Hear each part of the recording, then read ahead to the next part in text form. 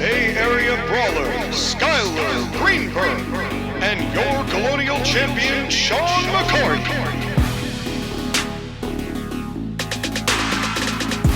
Welcome to the Court-Martail Podcast.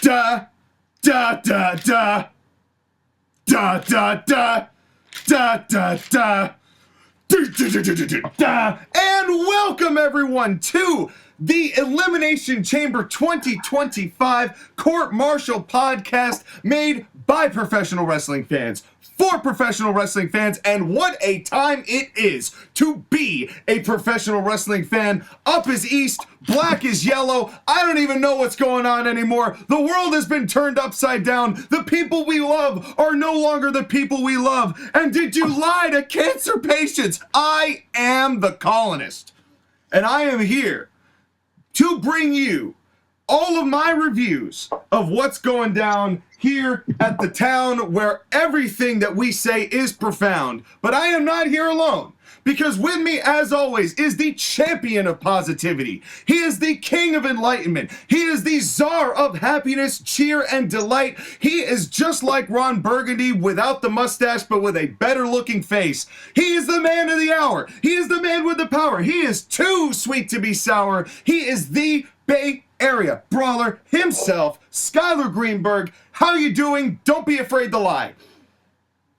I am on top of a world that I don't know where I belong in, but where I do belong is at the top of the professional wrestling scene, doing my damn royalty check, Triple H, because you stole some of my ideas.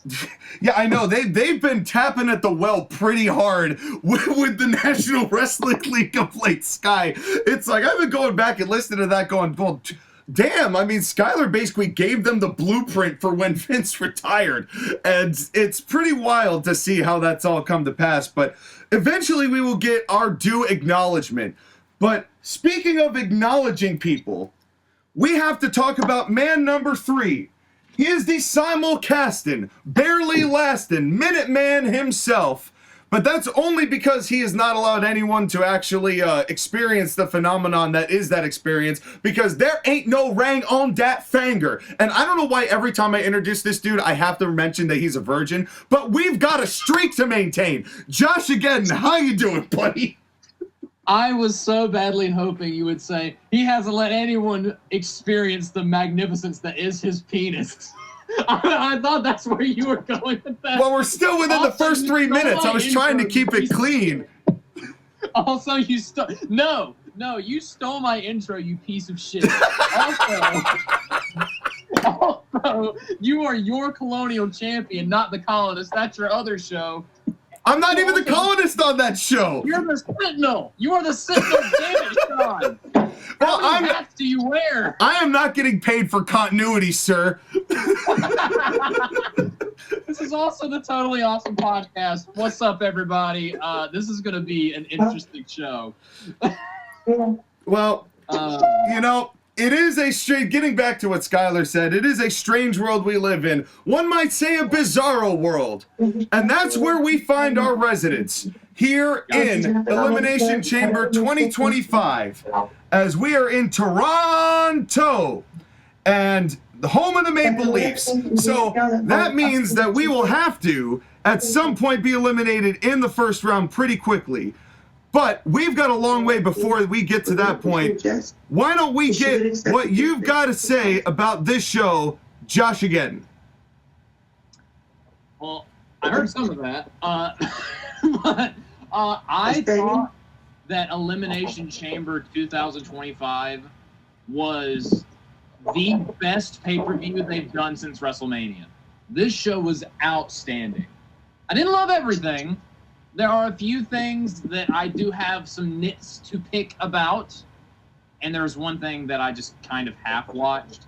But overall, I thought this show was absolutely magnificent, and I'm still trying to recover from the hangover of what happened at the end. Yeah, absolutely. It was jaw-dropping in my estimation, but we'll get to that. Skylar, your impression of the show as loudly as you could possibly get it. So for me, this was a show about pound of flesh. Everybody taking a pound of flesh and doing what they could to make the best show possible. And that's the best part of it, right? Well, and it certainly was one of the best shows possible, as they tried and I'm not saying I loved everything on the show. I had my little nitpicks, but considering what they laid on the table, we said at the Royal Rumble 2025, when we were a little perturbed about the direction they were heading, that we had to just trust the process. And we have to trust the process here when it comes to WWE, and boy, have they made it worth it for us to do so over the past year and change, particularly on this night. But people, and we have to say, as wrestling fans, we very much appreciate that. But maybe somebody who wasn't appreciated was, in fact, the United States of America. As this poor girl goes out to sing the American national anthem and got booed like Hulk Hogan at Raw on Netflix. Is that on the Yeah. And it was, everyone was complaining about it, like, oh, why did they air that? Or like, it was stupid to do that. I think it was done deliberately as a means to get the heel pop going so then they can rally and get a gigantic babyface pop for when they sang the Canadian national anthem. They've seen hockey, they've seen what's happening in hockey when they have both national anthems and what's going on. There's no doubt WWE was leaning into that a little bit.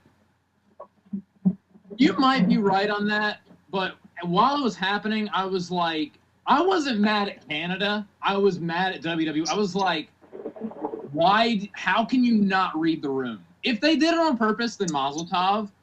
But I'm kind of 50-50 on it. Well, here's the thing. It's not just WWE. It's Pat McAfee getting mad at Canada.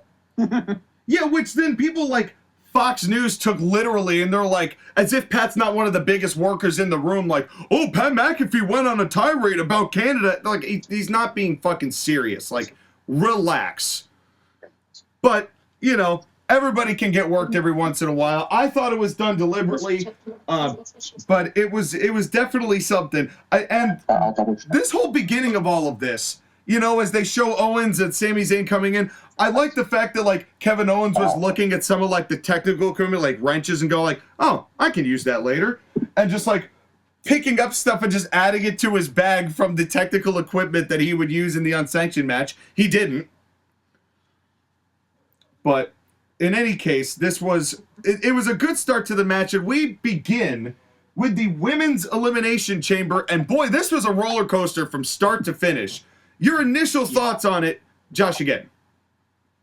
This was, for someone who's like, women's wrestling, wah, a lot, this was the best women's chamber that they've ever done. There was I think it was you that said there was a little bit of a wall in the middle, but for the most part, this was absolutely fantastic. This was the best women's elimination chamber they've ever done. Skylar?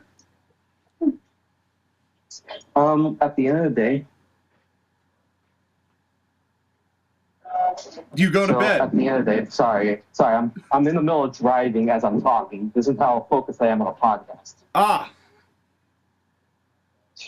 See, you get the driving edition because it'll sound like in a fishbowl in a second. It's the drive-through. The women's chamber was, again, as Joshua said, one of the best women's chambers. It's just WWE has the tendency to do great things and still annoy me. Agreed. Especially with the women. Always with the women. It's pretty consistent with the ladies, I think, and it's partly them. We always say it's not these ladies' fault, but it's partly the ladies' fault. But yeah. A lot, it's also partly the formatting of them and how they're treated, and sometimes just the way that they're booked or presented. Bayley's music still sucks. Here comes a rant. Whoever's doing the music, whoever's redoing all of these themes, stop it. Get some help. Because you are not good musicians. Logan Paul's music sucked. Bayley's music with this little addendum at the end sucks. There was 5 or 6 times, and I'm like, these themes are going to be terrible, which scares me to death about John Cena. Yeah. Because I hope that they use Badman from that same album, because that would actually work for what's going on right now. But if they give them some Def Rebel cockamamie bullshit, I'm going to be really annoyed. Yeah, I'm worried about that too, I'm not going to lie. Yeah. And they go through the graphics. Liv Morgan has been in 6 Elimination Chambers. She sure has. 6 Elimination Chambers. All right. But isn't that a good thing? Well, I mean, she's never won, thank God. Well, she's gotten kind of close. Here's the thing. We've gone from Liv Morgan being in the Riot Squad to being one of the top women in WWE, and I don't know if that's a good thing or not. Well, it goes to show how much presentation matters. You know, it goes to show how having a gimmick or having an actual personality can go a long way. Screaming and tattoos are not a gimmick. You know? Oh, and also having rainbow hair. Yes. And I feel like we just singled out one wrestler really specifically. Well, listen. I don't like driving Mercedes. What can I say? You know?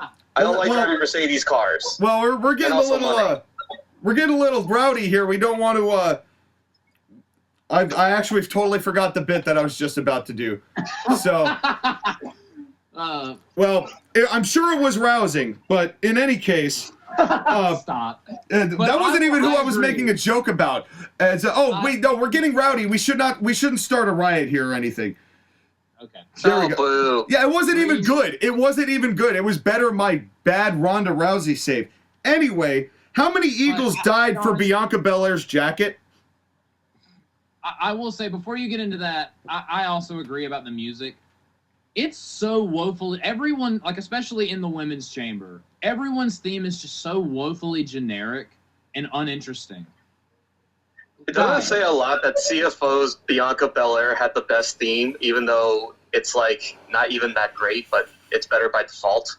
It showcases her personality, or at least how her personality has been showcased throughout her career thus far. Well, what is Bayley's personality based off her music? Nothing. Role model. That's it. Yeah, but not even anymore. And actually, the only thing that was even referenced about Bayley's personality was Roxanne Perez screaming at her at this chamber regarding it. But we get Alexa Bliss, Roxanne Perez, Bayley, and Bianca Belair in the pods. Liv Morgan comes out, and I assume that Bianca's jacket was made from the bald eagles that were sacrificed for the national anthem. Or the bald eagles that were being ripped apart by Canadians during the national anthem. Yeah. they just had a spare, like, don't you do it, I'll rip his head off. But then she confused the hell out of me by wearing it in the pod. I'm like, okay. Naomi comes in, and that's where I said, okay, these songs are really bad. Naomi's revamped theme is awful. Just no. Yeah. And at first, I was like, they're starting with Liv and Naomi. Yeah. No. Yeah. BARF. Barf. You want to talk about starting off hot, though. Because as everyone their stomach acid was slowly rumbling to regurgitate, out comes Jade Cargill. Who looks like $1 million, by the way. Always has been. But astronauts aside, you're right. She looks like the Storm. She looks tremendous. What was her injury? I know she got hurt pretty badly, but what was it? No, it was a kayfabe injury. They had some whodunit knock her on top of a car. Oh, so they just wanted her to go and train off screen for a while then. Yeah, basically. It takes a long... Dude, listen. It takes a long time to scrub all of that AEW gunk off of somebody. You're right. You're right. Speaking of which, can I just say, them running Collision against this pay-per-view is the funniest thing ever. Good luck.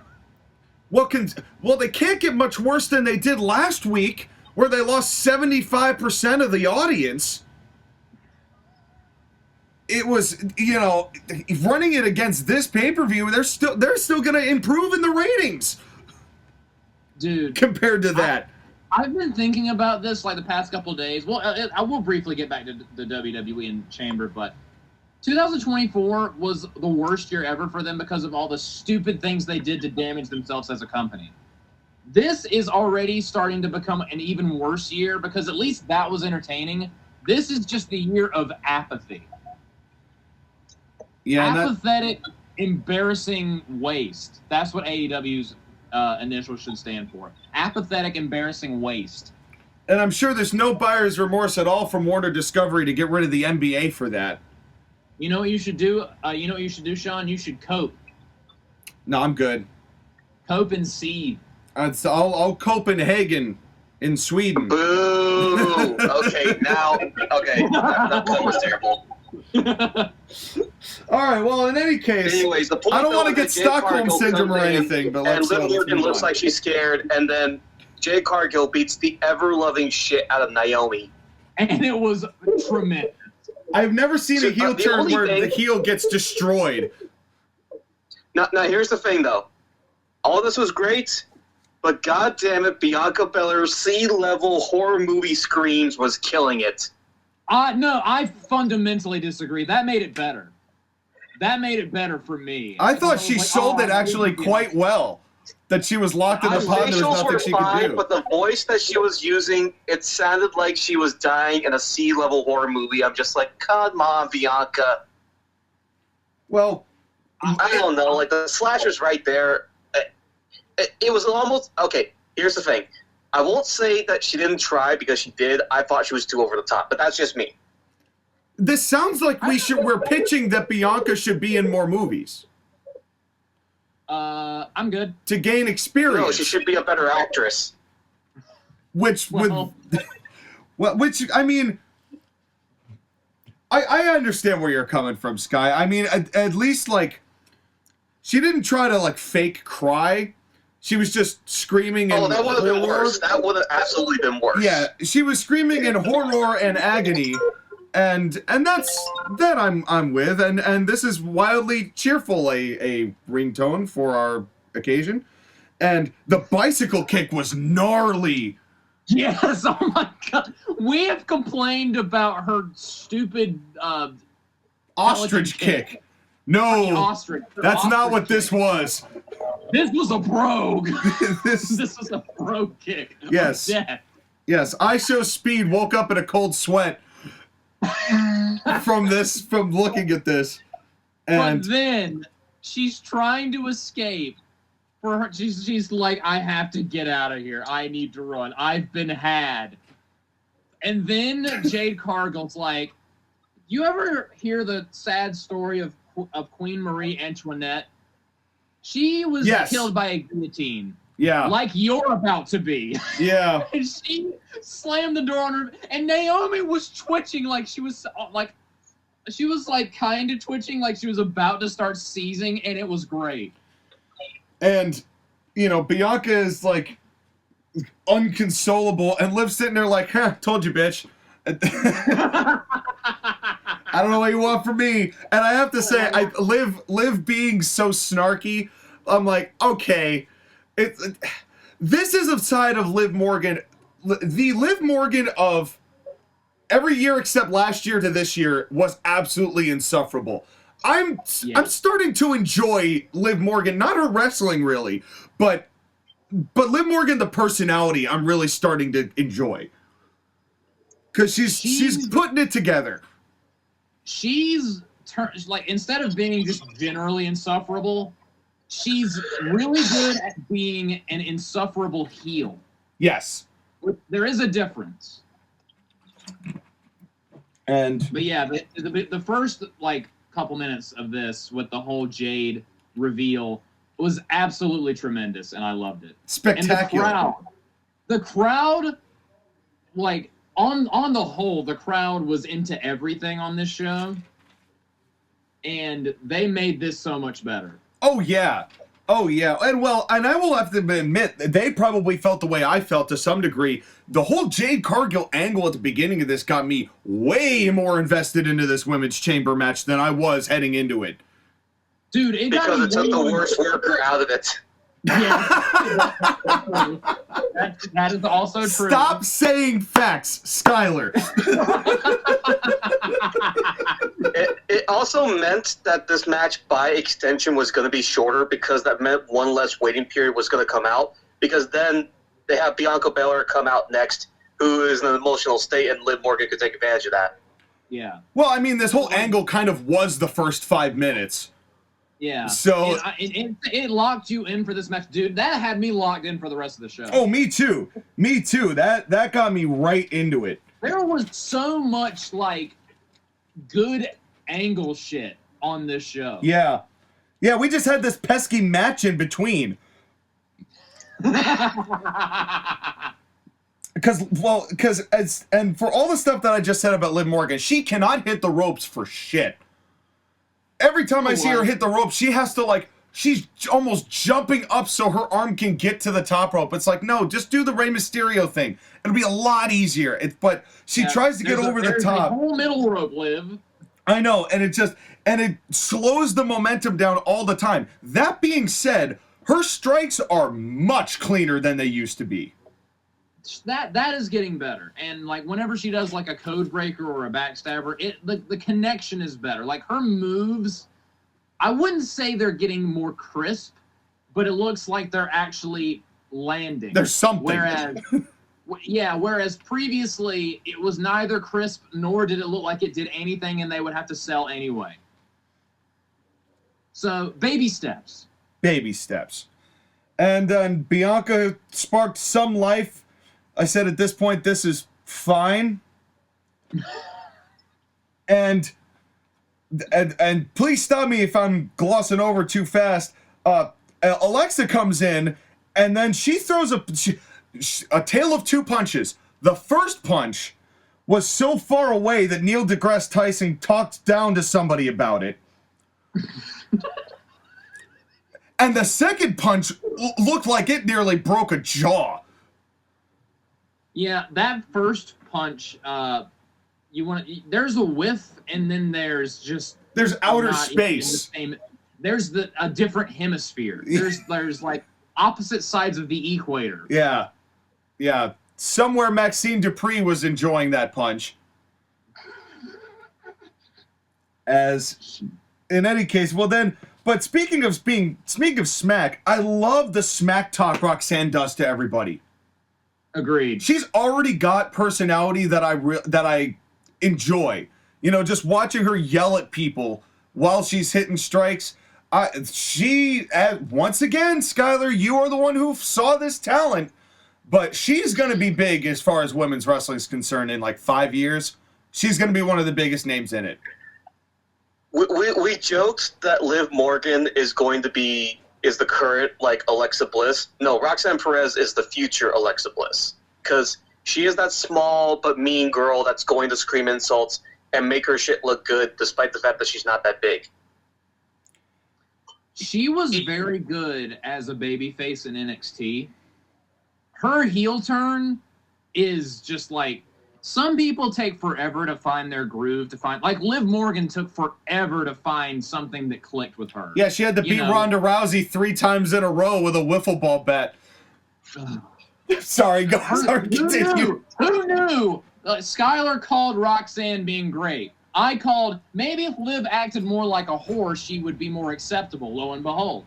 But some people find their thing quickly, and they catch it early on, and they run with it. Roxanne found her groove early in NXT with that heel turn, and I agree. She's going to be great. And the insane thing to me was that when I originally spotted her in NXT, it was when she was in the middle of her babyface run. She reminds me of Bayley when she was a babyface. And, you can do something with this girl as a babyface star.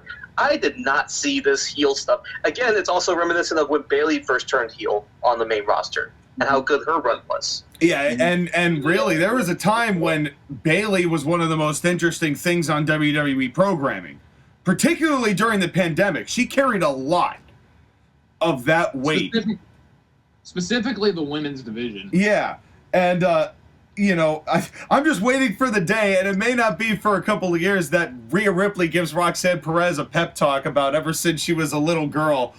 I was thinking about the same exact thing, Sean. I don't think that's going to happen. Well, you don't know that. You don't know that. And then Paul Heyman could walk in. Like, ever since I was a little girl. Okay, now we're getting way too far. Kurt Angle's going to angle slam Pat McAfee through the table. It's going to be a good time. I want that to happen, but that wasn't going to happen. Shotzi's going to come in with a tank. But and then Piper Niven is going to beat up JR on AEW programming. As folks, if you want to know what nonsense we're talking about, this is all of our history. ACPW versus NWL. It was our fantasy book show from 2020 through 2023, I think, is when we stopped that. But it was a hell of a time, and there's a lot of content. And you want to see where most of the wrestling angles you like over the past 5 years have come from? Look no further than ACPW and NWL. Tell him where he's telling lies. Yeah. But anyway, back to the match. Bayley dumps Roxanne, but then Bayley gets an Oblivion 1, 2, 3. And it actually went fairly smoothly, so I begrudgingly accept the fact that Liv pinned Bayley. But it's fine. I'm not gonna lie, this kind of Bayley needs to go away for a year. Honestly. I understand where you're coming from with that. She needs something else. She needs to put over Roxanne and then go away. Yes. A little bit. Maybe that's one of the matches at Mania. It's just Bayley is cold. And again, this is someone who likes Bayley and thinks she's one of the best women's wrestlers. This woman needs to freshen up. I don't know what that looks like. I don't know what that is, but something needs to change. She's been role model for a tad too long with no, like, the last major adjustment was the babyface turn against Damage Control on the same episode where The Rock tried to fuck Cody Rhodes. Which, honestly, in retrospect, I feel like The Rock trying to steal Cody Rhodes' match on the same night that Bayley turned babyface kind of, in a way, dampened that a little bit. Yeah. Oh, well, you know, The Rock taking over somebody else's push in the middle of the show. Jeez. The Rock doing a bigger angle to overshadow another major angle on the night is pretty consistent with The Rock's tenure of late. Including this show. Including this show. But again, just to get back to Bayley, I like Bayley, but she is cold. And again, she's a stalwart to the division. She's done what she can to help keep the division around while things are going on. I appreciate Bayley for everything that she does. Please, please, please do something new. Yeah. Well, and she's one of the few women of that era that hasn't really had a prolonged break. You know, except for, I think she had an ACL injury that she went through 1 year. But other than that, I mean... Yeah, she was gone for like 2021, 2022. It's been a couple years. She could use another break. Yeah, and, you know, Becky's taking time off. That was necessary. Charlotte can take some time off. A lot of time off if she wants. Mercedes, I'm happy to say, is no longer around or doing anything anywhere near this place. And Bayley, I would like to see just with something new. She's kind of in the same place that I view Damian Priest in, where what she did ran its course and now they don't know what to do. So she's just there. And I think that she's still got more to contribute in a meaningful way to WWE. I don't think that her time is coming just yet. Then Belair does a crossbody up the top of the cell, and we get this hair whip onto Liv Morgan. You mean I did not, I saw a hair whip. I did not hear a hair whip. I heard a shotgun going on. Yeah, it was pretty intense, and I have to imagine that was just where they had like the glass so they could actually really maximize the impact of the sound of that. But I'm pretty sure it broke the sound barrier. Also, I'm pretty sure Liv Morgan did not have to sell that. That was not selling. That was actual ow, ow, ow. That really hurt my ribs. Yeah, there are a few different bumps that if I had to take as a wrestler, I'd be like, okay, that's my bump. I'm done for the night.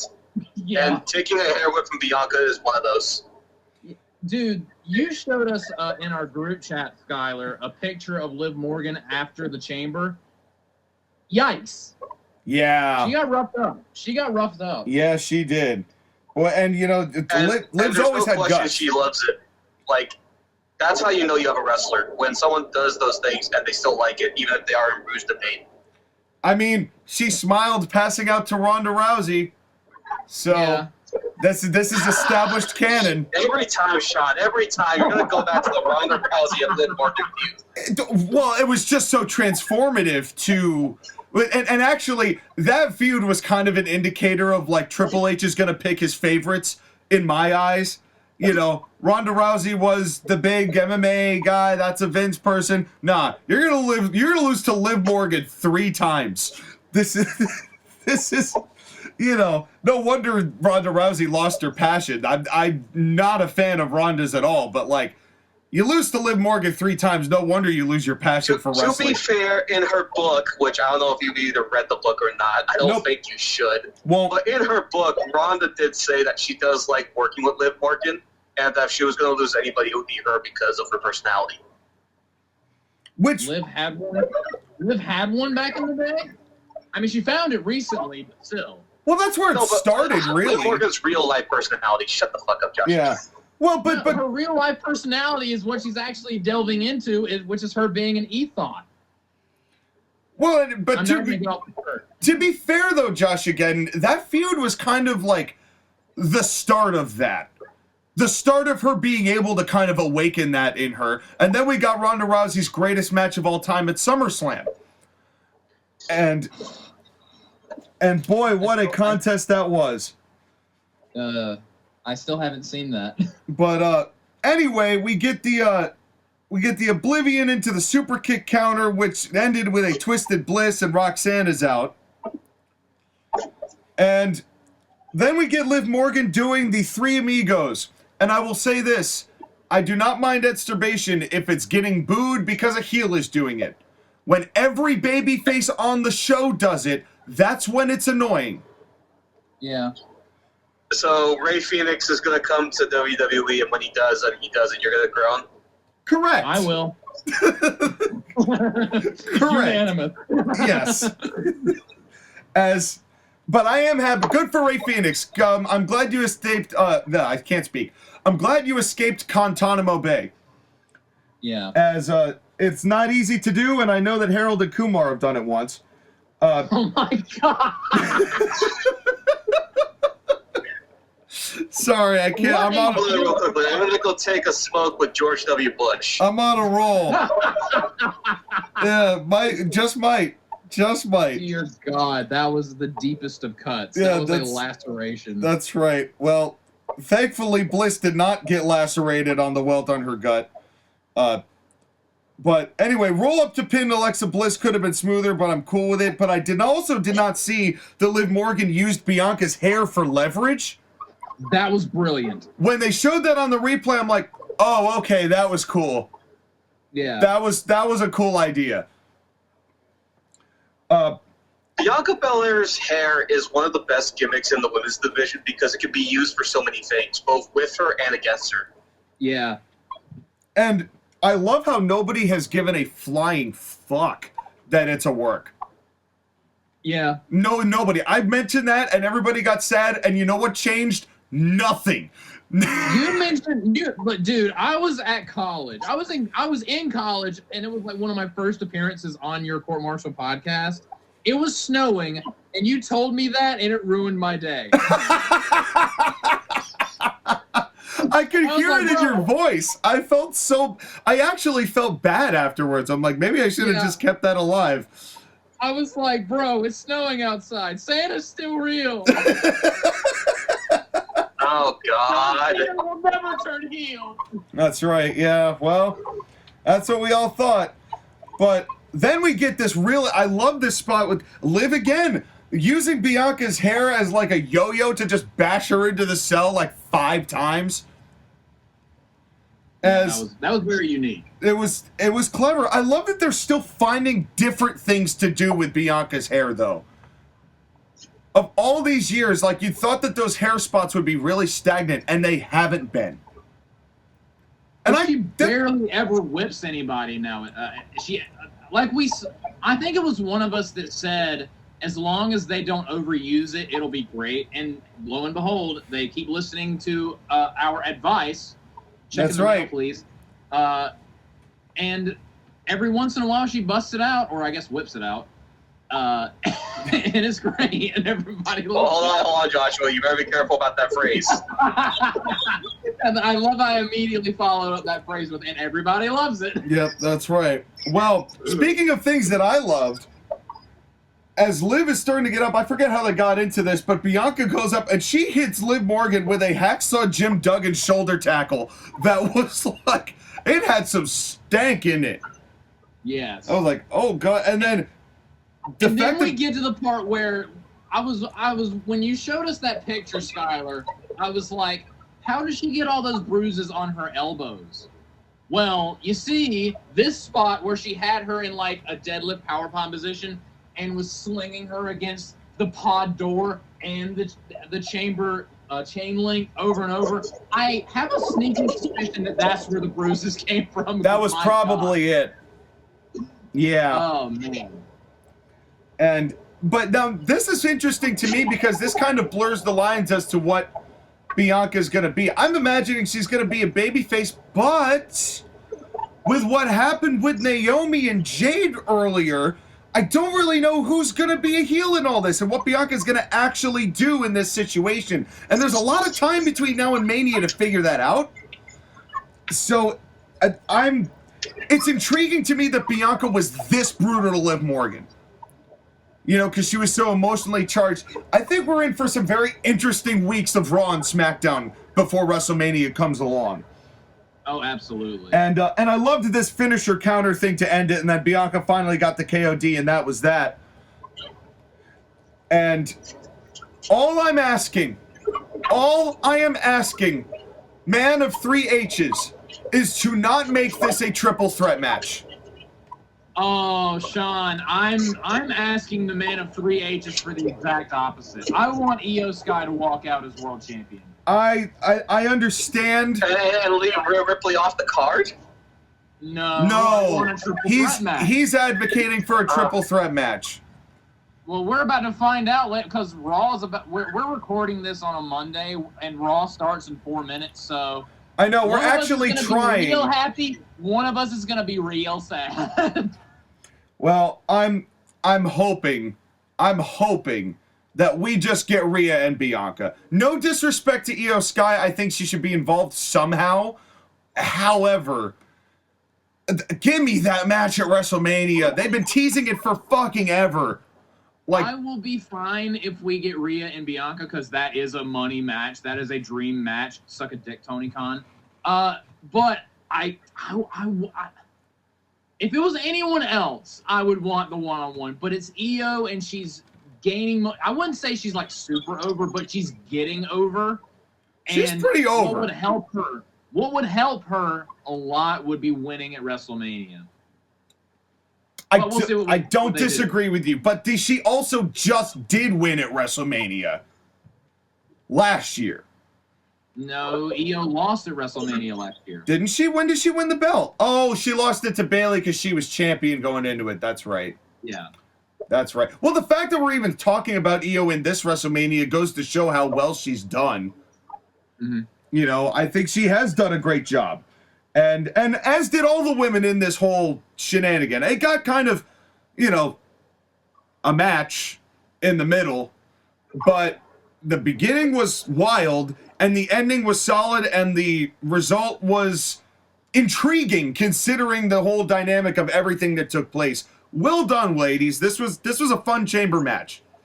I agree. This was the best women's chamber match they've ever done. Not the highest of bars, but still good. Anything else on the chamber you got to add, Sky? Well, here's the thing. Triple threat or not, I think Bianca definitely does deserve to go to Mania. I thought we were getting Bianca versus Jade Cargill. I thought that was the direction they were going to go. If we get Jade just straight up murdering Naomi, I'm going to laugh my ass off. You're going to say, did Joshua put this? Yes. I will. Hey, they booked an entire Rumble. They booked 2 entire Rumbles against me. So I deserve to book one thing at WrestleMania. Thank you very much. And I will say this, it would be actually hysterically funny if after Tony Khan used Jade Cargill to squash 62 people over 3 years, that WWE puts Jade Cargill in a squash at WrestleMania that means more than any of those other matches combined. Do it. I'm all for it. Anything to further humiliate and embarrass Tony Khan, I am all for it. Dude, Triple H proved on this night he has titanium nuts. Yeah. This is and then we get what's coming up. And here's my 2 complaints before I let you two talk about this match and then I get into my shtick. Okay. I asked for more tag matches on premium live events. I recognize this is my fault because I'm the one who asked and they listened. This is what I wanted. But I'm literally like, give me this. They give it to me and I'm like, no, not like that. And don't give no disrespect to 3 of the 4 competitors in this matchup. Okay. But I am not going to watch this match. First of all, continue. Sean, before you continue, you remind me of that kid from SpongeBob. But I don't like pistachio. Well, then why did you ask for it? Yeah, well, thankfully I will not turn into a level 10 wizard here on this occasion. But we'll leave that to Chris Jericho. But anyway, 2 women's matches in a row is a little much for me, but it's a tag match, and I wanted to watch it, but I was so, like, we just had a women's chamber, and I had to pick my battles. Now, that's not to say this match wasn't on in the room I was in. Because it was. But when I say I literally spent the entire match writing down roasts about Candice LeRae and Nia Jax, that is literally what I did. I'm going to let you guys talk about the match first, and then I will come in later and swoop in with my bits. Well, Sean, I regret to inform you that all that I watched of this match, I watched this show while I was delivering pizza, so I was half glancing at that and half glancing at the road, which is pretty dangerous. You probably shouldn't be doing that. When I went back and rewatched the show, like at my house, the replay, I also skipped this match because I do not give one iota of a shit about it. What I saw when I was driving and delivering pizza is what I saw. So, Skylar, your thoughts? Okay. So, I have a confession I need to make. You didn't watch it either, did you? I really tried hard to watch this, okay? I really tried hard, okay? Can I explain something real quickly? And I did watch this match. I could not tell you a single thing from it that I thought was good. It's like when you read a book and you don't remember anything you read, so you have to go back a couple pages. Like, wait, what happened? I know. Continue, Sky. So here's the thing. It must have been really, really cool for Tiffany Stratton to team with Trish Stratus. That's basically, you're In able to team Toronto. up with one of the founders of your business. Yeah. Like, how cool is that? Yeah, in Trish's hometown, no less. The whole time I was thinking to myself, this is, to be honest, who should have been training with Trish Stratus and not Zoe Stark. Yeah. Yeah. Because if anybody should have been Trish Stratus's protege, it should have been somebody who had a gymnastics/fitness background, and Tiffany Stratton could have done that, and also do the bitchy mean girl bits. Holy shit. You know what they have the opportunity to do the funniest thing? Oh, no. If at WrestleMania, Tiffany Stratton and Trish Stratus and Charlotte all do the Spider-Man meme, and they all point at each other. They could do WrestleMania No Way Home. And bring back Poppy's theme song, New Way Out. Just Okay. Oh, Going past that, I also must say it is really, really cool for Trish Stratus to be able to still go in the ring the way she has. She's an older woman, and she's an older wrestler. She's still better than almost half of the division, as evidenced by this match, okay? Agreed. From what I saw of it, you're not wrong. Trish Stratus could easily still be the women's world champion or the women's mid-card champion if she so chooses, right? Agreed.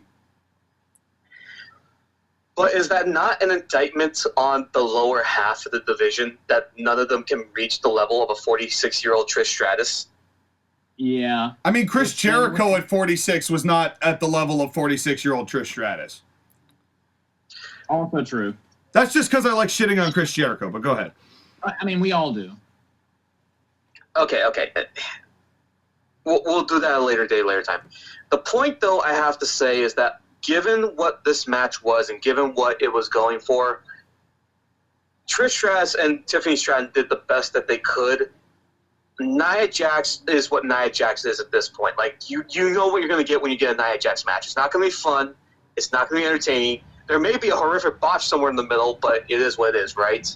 I mean, she does make me laugh sometimes, taunting the way that she does. Like when she was doing Trish Stratus's like finger up, and you're like, oh, like sometimes Nia's personality makes me guffaw. Yeah, but here's the thing. This whole match, I thought, okay, Candice LeRae is taking the pin, and instead they had Tiffany Stratton take the pin on Nia Jax. I'm just like, okay, so this feud is over. You're not hearing a complaint from me. When that happened, I was thinking, why couldn't this have just been Tiffany versus Nia for the women's title, one-on-one, with Trish in Tiffany's corner, and Candice, I don't really give a shit what she was doing. But why couldn't this have just been a one-on-one match for the title? Because Trish was wrestling in front of her kids for the first time. I think that was like the whole point of it. The theme of the Exactly. show... As for Trish Stratus to wrestle at home in Toronto, they could have made the belt on the line if they really wanted to. But, Sean, the theme of the show was fuck them kids. I know, but not Trish's kid, not hometown kids, not Trish's kids. It's, No, not the Canadian kids, just the rest of them. No, just the Canadian kids are okay. It's the rest of the kids. You know, you don't hear about John Cena granting a whole lot of wishes in Canada, did you? Just saying. And Because they keep apologizing to him. that's right. Oh, God. You didn't do anything, Dove. I'm sick. I'm sorry. Oh man. But no, this match was a nothing match. It totally did not fit the rest of the show because, as I said, everybody was out to get a pound of flesh, whether it's Jade Cargill beating the ever-loving shit out of Naomi, Sami Zayn, Kevin Owens, the main event, and then the angle afterwards. This totally did not match. I don't know if there's anything that you could have done to make it totally match other than maybe making it like a no disqualification, but then at that point, that's over gimmicking, especially because you have 2 gimmick matches on the show already. Actually, sorry, 3 gimmick matches on the show. Yeah, I think this match just had to be there to fill up the dead spot, which is what they're going to use tag matches for, because they're going to go, okay, Sean, you want tag matches? Fine. We're going to make sure not a single fan gives a fuck about when they go on the show. And now, here's the thing, is that if Rey Fenix comes in and him and Penta do their tag team stuff, can they make tag team wrestling matter? Not by themselves. the Machine Guns didn't do as much as I thought they would. And I arguably would say that they have more to offer WWE than Penta and Phoenix. I would argue that the Machine Guns are more guys who can have the good match with the draw. They are not the draw themselves. I think that's a fair point. And the thing is that Penta and Phoenix, they're the draw along with being the workers. They're just not as They just need to be workers. Exactly. They're the exciting, entertaining tag team that this division does not have that they could really use. Agreed. And them just having a few matches that we can remember will be enough for them to win a Grapply. So, you know, balls in your court, Penta and Ray. There's a Grapply awaiting. And would you like to hear my thoughts about this match? Yes, tell us every joke you have about Candice LeRae. Okay, well, the first thing I wrote down, I put Nia and Candice versus Trish and Stratus. The first thing I wrote down was no. N-O. N-O, period. No. Then no. Space. I should have drawn the Rage comic, actually, but in any case... That's for the next match. Any case, before I go any further, I didn't come up with a bit for this, but I would just like to reiterate it. Alicia Taylor sucks. Yeah. And I mean, so she's mispronouncing people's names. She's like all the bad habits of Greg the Hamwich Hamilton, but she also stuck her finger into an electric socket, so her hair's all messed up. She's going Super Saiyan 4. She is trying way, way, way too hard to be the woman that she replaced. Yes. Yeah. I miss Ball Crusher Sam Irvin. I really do. And imagine if you had told Sean that 2 years ago that the current ring announcer would make you miss Sam Irvin. Yeah. Well, Sam Irvin earned my respect a great deal at WrestleMania, and then from that whole rest of the year on that she was there, you know, she won me over. At first, she was insufferable, but she won me over. I miss when ring announcers were aware that they were ring announcers, not stars of the show. Yeah. True. That's what I miss. Well, speaking of people who are not stars, the one that you two both already know that I've already that I revealed in chat, Candice LeRae is a McDonald's Happy Meal toy come to life. Candice LeRae looks like Paul is one too. This is another one that I sent to you. Candice looks like if Dollface fucked a parrot. Nia looks like if Black Rain fucked a pregnant zebra. If you recall the outfit she wore on that night. Dear God. Candice looks like she routinely asks to see the manager and her hairstylist. Here's one for you mythology fans out there. Nia looks like if Circe quit singing halfway. Oh my God. Oh my Lord. Wow. Hey, that's one for you mythology kids out there. Jeez. Boy, what an odyssey this has been. And then last but certainly not least, Candice LeRae looks like a dominatrix for Oompa Loompas.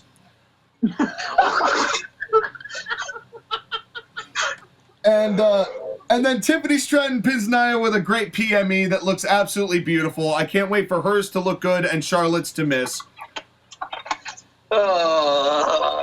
And that is my 10 minutes here at the Laugh Factory. And that's about all I have to say about those ladies. And I kept it classy at least. You know. Somewhat. I didn't go for anything like... Three of them you did. I didn't go for anything too vulgar. You know. But in any case... but there was no filleting in those jokes. Unlike the hype package of this whole thing with The Rock. And, Lord. God, the amount of Johnson ejaculation on the show is enough to make any man's stomach turn. And it's not even next. It was in the main event. But it was talked about throughout. They kept talking about the segment. The video that Sean is talking about is coming up, but in the in-betweens, they kept talking about Cody Rhodes and his decision with The Rock and all this shit. I'm just like, God damn it. This is a show that I noticed Pat McAfee and Michael Cole were not good, both of them. But especially Pat. Well, I know it's not them. I know it's what The Rock is telling them to say, but I hated every second of it. I felt like that was the most presently the case in this upcoming match. And, you know, it was at this point when we were all like, oh yeah, The Rock is 100% stealing this main event. Little did we know we would all be okay with that. Yeah. Come the end of the night. But next up, we get the unsanctioned match between Kevin Owens and Sami Zayn. And I am going to be a grumpy old man for most of this, so I'm going to pass it off first to the people who may feel and view it softer than I did. Let's start with JoshAgeddon. What do you have to say about this thing? I have a feeling that we're going to have some disagreements here on this particular matchup. Slam that car door in disgust is what I'm going to do. They should have done that during this unsanctioned match. Maybe they would have actually given what they were selling tickets. Well, that's how Michael Corleone's leg was broken, but that's cross-pollinating a little too much. Go ahead. A little bit. I thought this was good, but I have some problems with it. I didn't become enraged by anything. Stares directly across the table here. But there were some things that I was like, come on, really? About this match. But overall, I enjoyed it. Skylar? So here's the thing. Cody Rhodes and Kevin Owens had a better version of this match at the Rumble. True. That is true. Agreed. And that's what hindered this match. And it's because we've seen Sami and Kevin battle each other so many times, and they've done so much more. Well, how much else could they have done? They sold that they were going to try to commit homicide in the middle of the ring. And there were a couple of times where I was like, ooh, that was nasty, but it never really got to that. It never got anywhere near to the guys, calm down, as Cody and Kevin at the Rumble. Yeah, it didn't build to the fever pitch I think everyone was expecting. And which I honestly, before the show even started, I was thinking that, like, whenever I would watch SmackDown or Raw and they would be building to that unsanctioned match and they were talking about how much this was going to be an atrocity, an affront to humankind, I was thinking, this is just going to be like your standard no DQ match, isn't it? And then it was. Yeah. And I was like, yeah, kind of called it. But it's Owens and Zayn, so that means they have to do like 16 more spots than they have to, and it goes just past where it would have been perfect. This is my thought on this match. This was good, but CM Punk and Drew McIntyre Hell in a Cell did this exact thing better. Also, no, that's my thing, is that Cody Rhodes and Kevin Owens had the better version of this match at the Rumble. Yeah. And I will say I loved the lighting. The lighting was great. Yeah. You know, the fact that that referee last name had on pants, and Rob Zapata. That's his name. Thank you for having names. The only reason why I know this referee is because I hate this referee. This is the most annoying referee in WWE. He always screams. He's the one who was like, during the Seth Rollins Fiend Hell in a Cell match, he was like, "This isn't you, Seth. This isn't you." And I'm like, "Are you his fucking therapist?" That's this guy. I'll tell you what he is. I'll tell you what he is. He's a giant cock tease because they made him wear gloves as if this was going to be a bloodbath, and then there was no blood and there was no bath. Yeah, that was another problem I had with this match. Well, given how the show ended, I get it, but at the same time, if you promise us death, destruction, carnage, and the passion of both of these guys being flogged by the cat of nine tails, then you better deliver. They somewhat 25% delivered, and I'm like, where's the other 75? Yeah, it's being batted around like a hockey puck, which they had because it was a hockey stick that was used. I hated that. This is a blood feud. We don't need to. Oh, we're in Canada and we're both Canadian. You're supposed to be. You were at each other's houses. I will have to say this too. This is a big problem I have. Any no disqualification match they do in Toronto, they do this bullshit. They did this in when the Judgment Day were trying to win the belts, and then they spilled onto the outside, and then remember they wore the Maple Leafs gear and they started, you know, they were thrown over this barricade. No, Sean, that was in Pittsburgh, and they wore the Pittsburgh Penguins jerseys. Were they Penguins jerseys? Well, then... Yeah, because it was Yager and Crosby. Oh, that's right. Well, my point is, that's north enough for me to continue having this tirade. As this it's because of the fact that Sami Zayn and Kevin Owens are Canadian. Well, but Edge and Christian did this too, and they did a poor man's version of this. And they did. They did. Remember, they took 2 minutes to put jerseys on, and then hockey fought. Yes. It was so dumb. It was so stupid. But then we get to where Michael... Well, first of all, then we get Owens with the stick, and then he's just trying to bite Sammy's nose off like he's Haku. Which was... But, I mean, that was actually one of the things that kind of got me into the match. Me too. That sucked me in. And then... Michael Cole. Mr. Weedy Shire, Michael Cole. His old habits got the better of him here, because I guess you can't say choke. As Kevin Owens is choking Sami Zayn with, I think, a shirt or a cable, or I don't remember what the specific item was used. As they're heading into the crowd, and Michael Cole says Kevin Owens is actively trying to take Sami Zayn's breath away. Like he's singing Celine Dion to him. No, Cole. Like, I'm sorry. Cole, just say choke. You're going to say go fuck yourself later on in this night. Don't worry about saying the word choke. Going to get choked. So. Yeah, don't worry about it. That's the years of trauma of Vince McMahon telling him everything that he has to say. I know. He probably did have a trauma flashback and panicked. I'm sure that's exactly what happened. He saw what Daniel Bryan did to Justin Roberts. He doesn't want to be in that too. That's right. 100%. I'm sure you're right. I am almost positive you're right, Sky. It was just so funny how he just stuttered and then came up with that. Took his breath away. Trying to take Sammy's breath away. Yes, like he's about to show him. That sounds like a goddamn romance novel line. Yeah, like he's about to take him to Oppenheimer in IMAX or something. Like that's no. Like, but then it got worse because then Sami Zayn backdrops Kevin Owens onto a table, and Michael Cole goes, "A variation of the Blue Thunder Bomb." No, Cole. No. It was a back suplex. It was a back suplex. There was no blue, there was no thunder, there was no bomb. Get the hell out of here with that. And I don't know if you know this, Michael Cole, but Sami Zayn actually wins matches with that move now, so shut up. That's right. Not on this night. Not on this night. But the one he did use was pretty gnarly. He jobbers with it. Yeah, yes. The Miz is a jobber, yes. Yes, but at this point, yeah. And then they get back into the ring, and I go, "This could use some juice."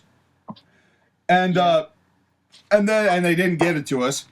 Then we get the top rope push into Sami Zayn into the table tower. And this was... I actually really liked that because it was a bit of a reference to Kevin Owens versus Dean Ambrose back at the 2016 Royal Rumble in their Last Man Standing match, where that was actually the finish. So I like that little homage. It just wasn't the finish. Yeah. As we had another 10 or 15 more minutes to go on this debacle. 15 minutes of, are they going to bleed or not? I'm waiting. The Fisherman Brainbuster on the chair didn't do it. That was brutal. The half and half on the broken chair didn't do it. That was also brutal. That was grotesque. And then at this point, I was locked into this match. Yeah, I was too. They kind of distanced me with already going through 4 tables at this point, but they brought me back in, and then they ruined it for me. And this is for only, I put a major disclaimer on this, is for my sensibilities. Here's my problem with this. This is an unsanctioned match, right? So the whole idea, as Alicia Taylor mealy mouth tried to describe, was that WWE, similarly to CIW and Skylar's on commentary, that the views and whatever happens to this match do not reflect the views and political affiliations of CIW or its affiliates. They, wipe your hands clean, right? The idea that they're not getting involved. Oh, that's something a Pico Kami would say. That's right. It sure is. Exactly my point, Skylar. Exactly my point.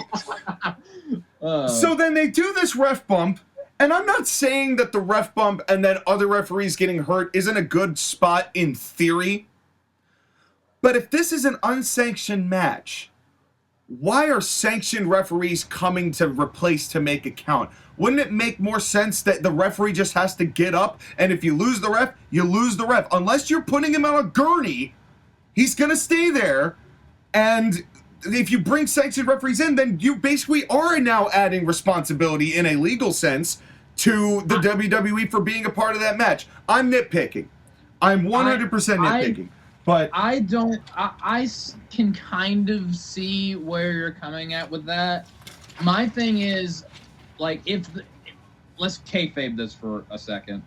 If this is unsanctioned and the referee goes down and that's the only referee they have, who's going to stop the match? The match will just keep going until either the referee goes up or the heat death of the universe occurs. Well, they had plenty of... Sami Zayn and Kevin Owens, they would continue until the heat death of the universe. They had plenty of officials to stop the match or pull them apart when Randy Orton was about to punt Kevin in the head. Not when I'm getting ahead of myself. They had plenty of officials who could have come down there and then finally said, okay, enough.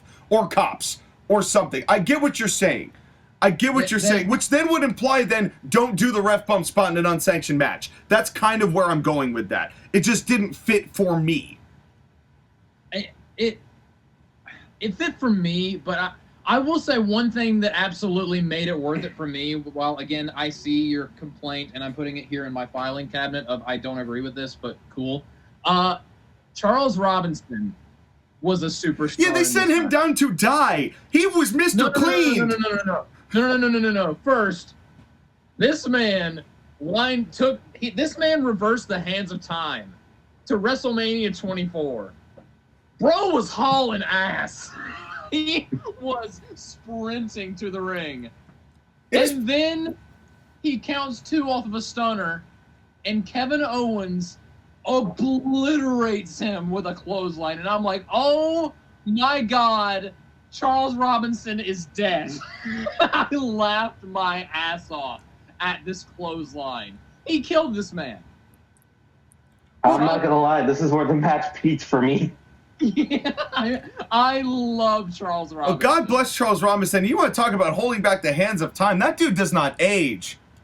No, he does not. He looks so good for his age. No. How old is he at this point? Well, deceased, but... Bro saw Sonic 3 and was like, bet.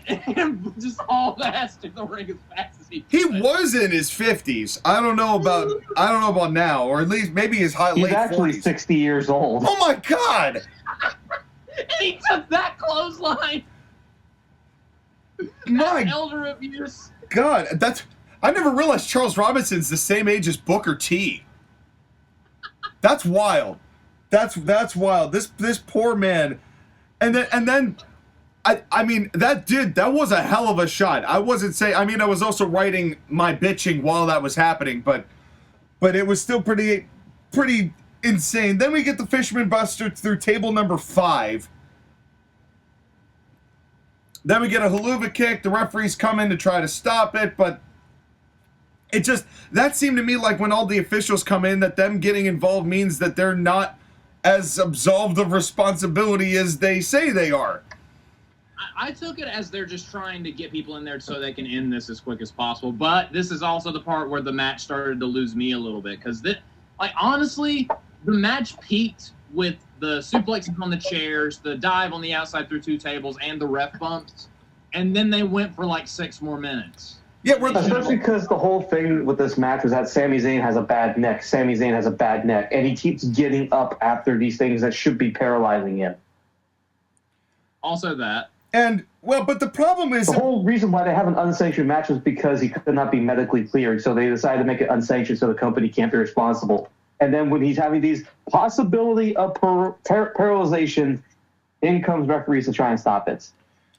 Yeah, except them sitting there and watching Kevin Owens continually brutalize Sami Zayn for 6 more minutes just made them all look completely useless until...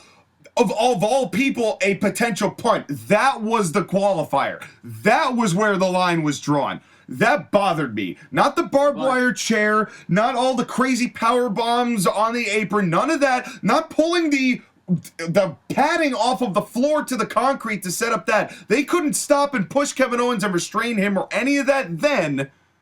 But Randy Orton thinking about kicking somebody in the head is too far. I'm sorry, that's ridiculous. That is actually ridiculous. I know I jumped a lot here, but like that's the major point that really pissed me off. That's where I had to go and like just take a hit and do a lap, because it's like that makes all of these officials look like gigantic pussies, and it reveals to everybody that they're only getting involved when they're told to get involved. So when they're out there, it doesn't mean anything. Well, rewinding the let's rewind that, and now let's continue with where were we at? The barbed wire chair, basically. Yeah, this was the part where I was like, Sean and Skylar are groaning, and I'm once again locked into this match because I like barbed wire, but no blood. That was my problem. Yeah, I was like, well, they totally got to do blood now. You'd think, and then Kevin Owens gets a drop toe hold face first into the chair, Raven style, and he's screaming and writhing around in agony, and there's no blood, and I'm like, where's the blood?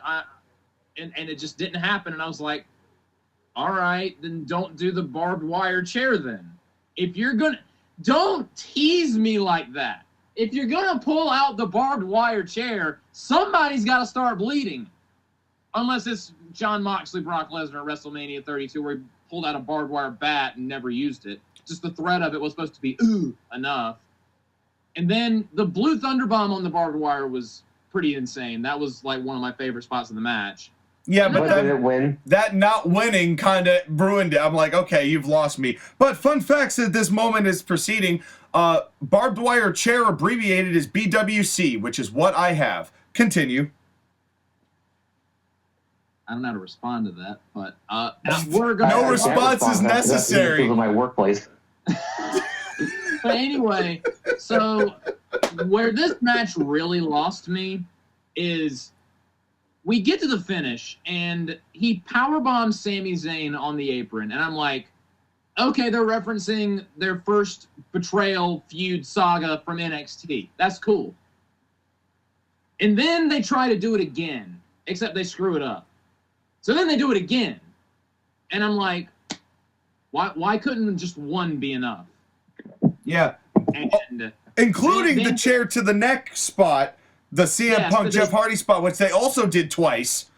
Yes, which you only needed to do that once. Do it once, then one apron powerbomb, and then that's it. But no, they had to double up on everything because it's Sami Zayn and Kevin Owens. and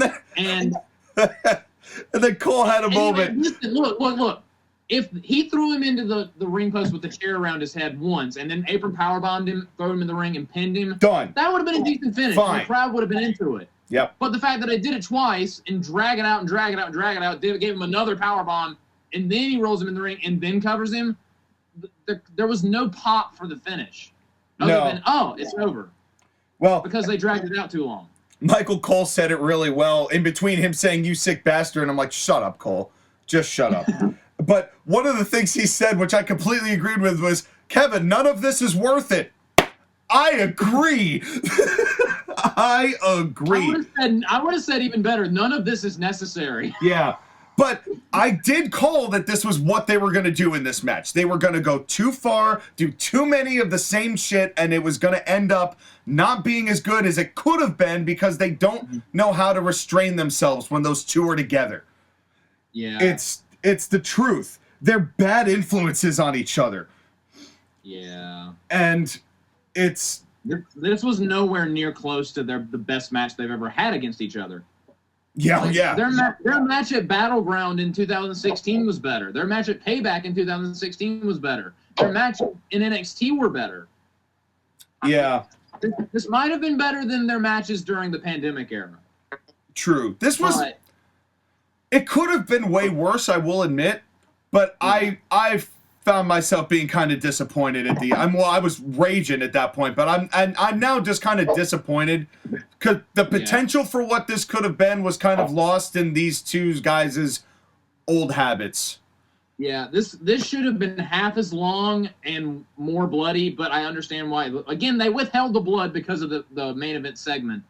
But still, if you're gonna Then they should have just booked. Then they should have booked this match at Mania. or just have them have, I mean, this is a blood feud. Just have them have a regular match that ends via ref stoppage.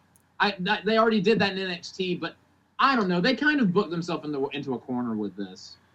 Yeah, I don't know how you do this without juice. That's the thing. It's like you needed blood for this. I think I would not have minded the entire 2/3 of the match following if they had just gotten double juice at some point in this whole thing. I wouldn't have minded at all the rest of this, but not having that was a key aesthetic that was lost.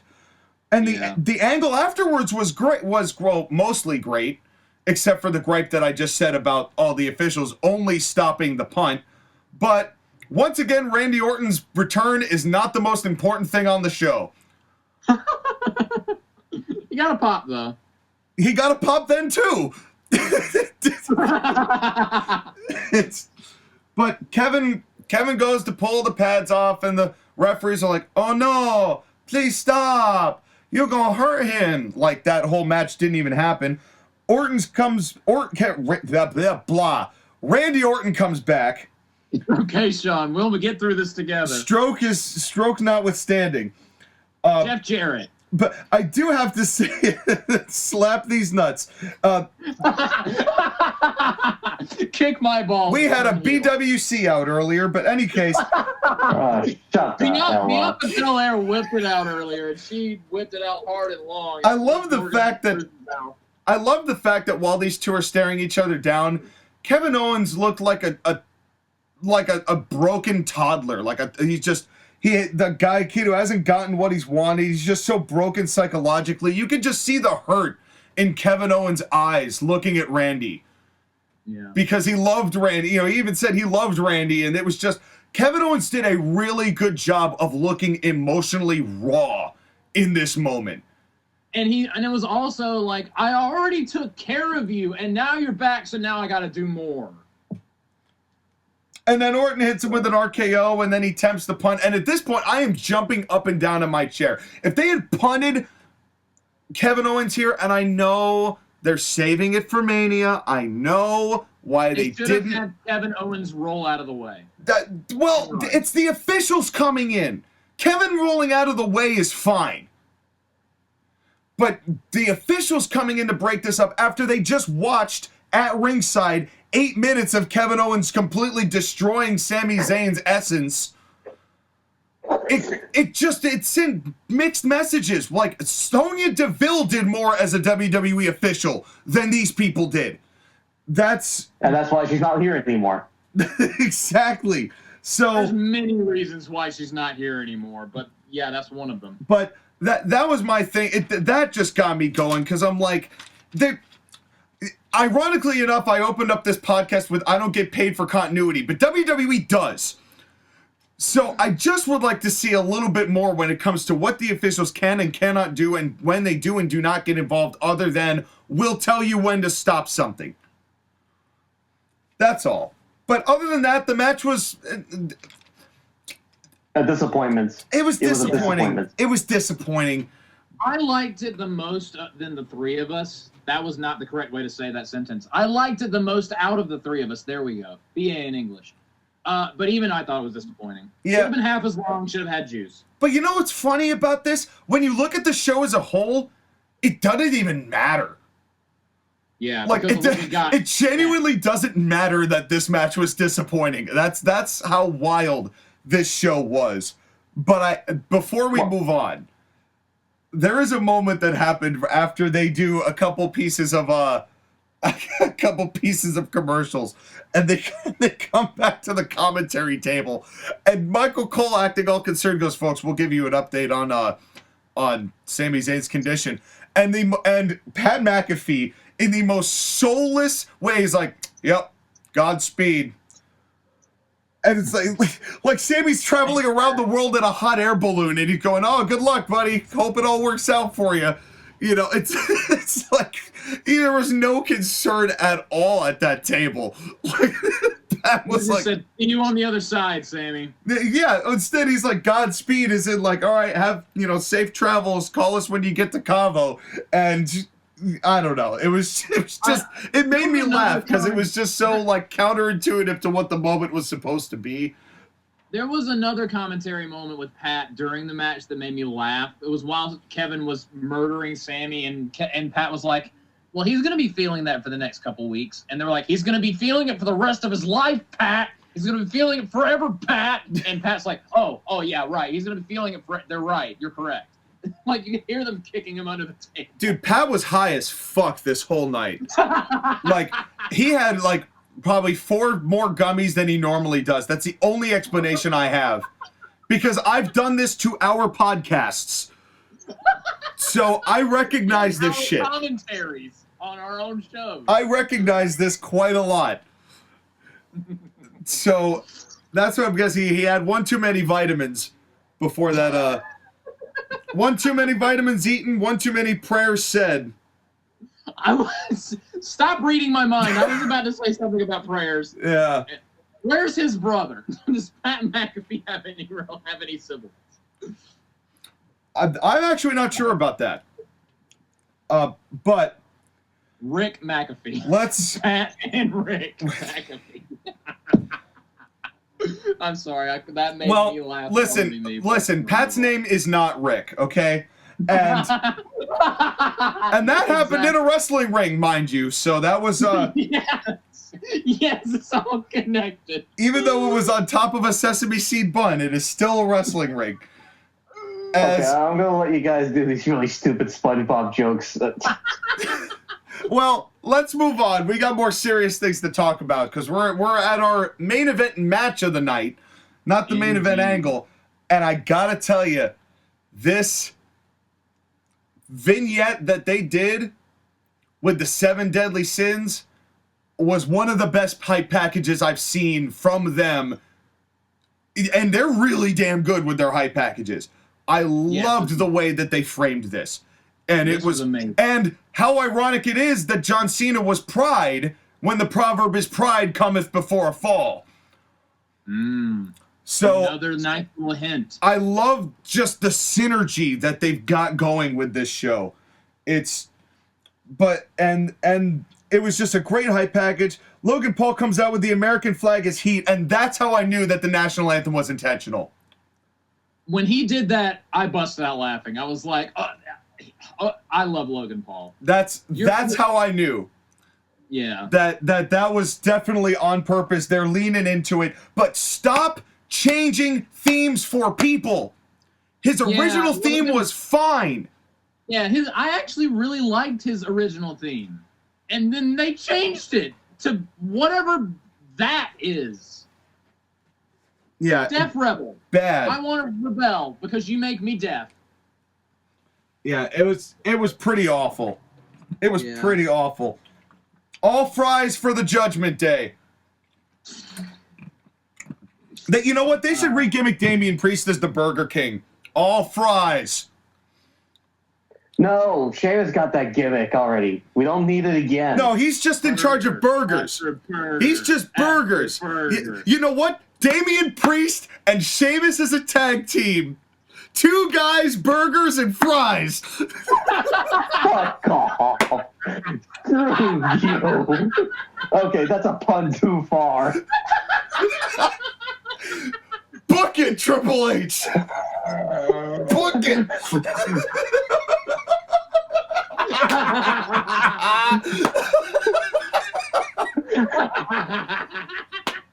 This is so goddamn stupid. You damn right it is. Oh, man. And I don't know which female manager will be the dill pickle on the side, but that'll be left to be found at a later time. John, you slay me. Well, speaking of burgers and fries, they credited Chris Jericho for inventing the Elimination Chamber. I love how our bits just continuously feed into the next bit. They do. They do. Oh, and Jericho's bites feed into his next bites. As John and no. At this point. Okay, just stop. They start with Drew and Seth. I'm tapping out. I'm done. And we haven't even gotten started into this so terrible. chamber. I'm tapping out, Joshua. Oh man.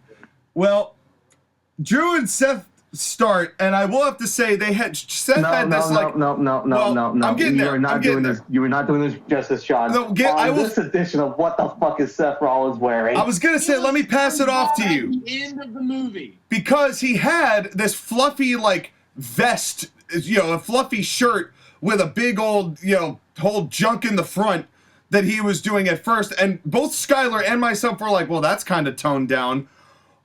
He had an alternate skin, little did we know.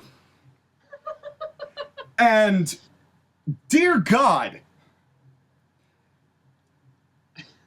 Well, a couple of weeks ago, he looked like a vampire hunter. Today, he looked like a wizard that was the vampire that he was trying to kill. Yes. It was even worse on SmackDown this past Friday. He was wearing what looked like a normal red jacket and red pants. The problem is it looked like someone put a helium tank in there and blew everything up. And that's when CM Punk called it best. He looks like he cut out the holes of an oven mitt and decided to wear it. He looked like an oven mitt. It was so sad. Well, this is amazing how this gimmick has been a thing of ours for a couple of years to the point where now it's canon.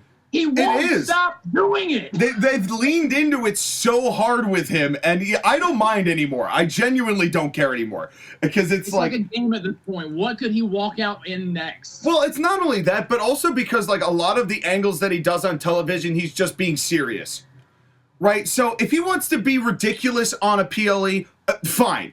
It's for the entrance. Yeah, for the entrance, right? I don't mind the fact that he looks like Bret Hart fused with a one-episode Power Rangers villain.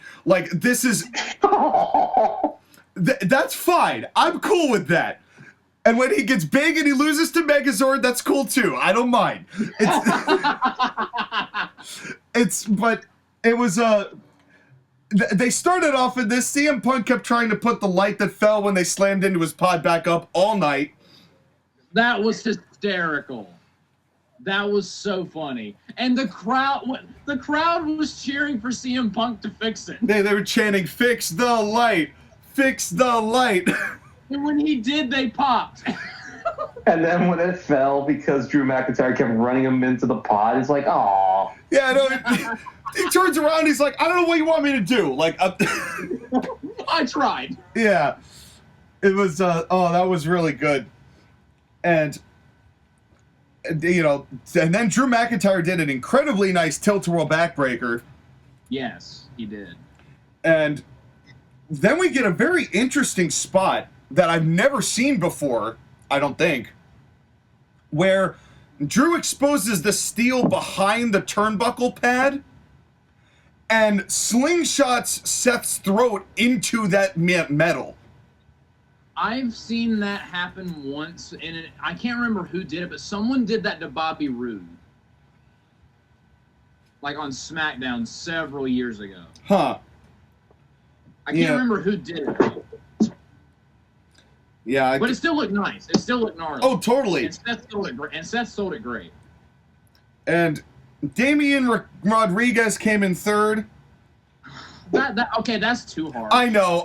I felt bad saying it. I genuinely felt bad saying it. No, people genuinely like Priest. He just needs something different. But he's not wrong. After he loses, he might win against Drew McIntyre at Mania. He also needs to do something else for a little bit, learn a new hold, come back, and he should not have feuded with Finn Balor in the Judgment Day for 37 years. Well, and the other problem is too, it's obviously it's not as bad as Raquel Rodriguez, but compared to the rest of the pool in this match, Damian Priest is the Raquel Rodriguez of this match. Yeah, he kind of stood out a little bit. You know, by not standing out.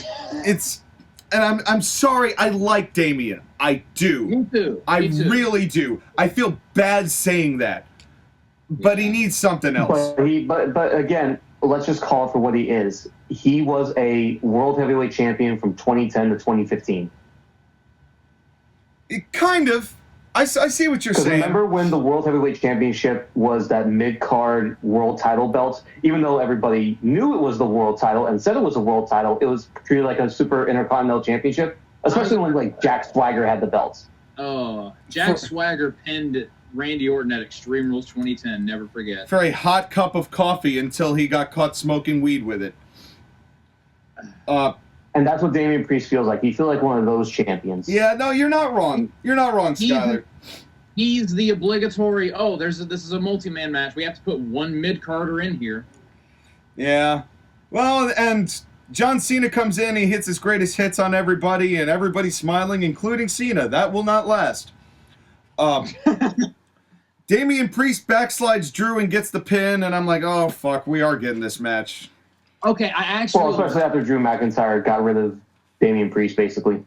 I actually love this whole thing for several reasons. Well, I like a backslide. For one, Drew McIntyre, once again, his character trait is he cannot close the deal because he can't remove his own head from his own arse. I love this gimmick he has where he could win. He can't stop being a dick, and it always backfires. Holy shit, okay, I won't say it, but you've just made me make a connection of something I also have to ask Triple H for money for, but go ahead. Also, who was not in the match when Drew McIntyre got pinned? CM Punk. CM Punk.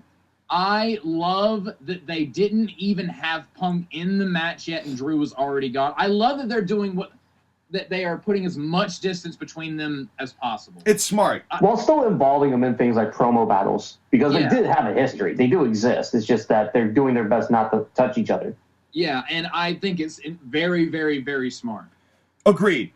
Right now, they both need to be doing different things. I wish that Drew was doing a better thing.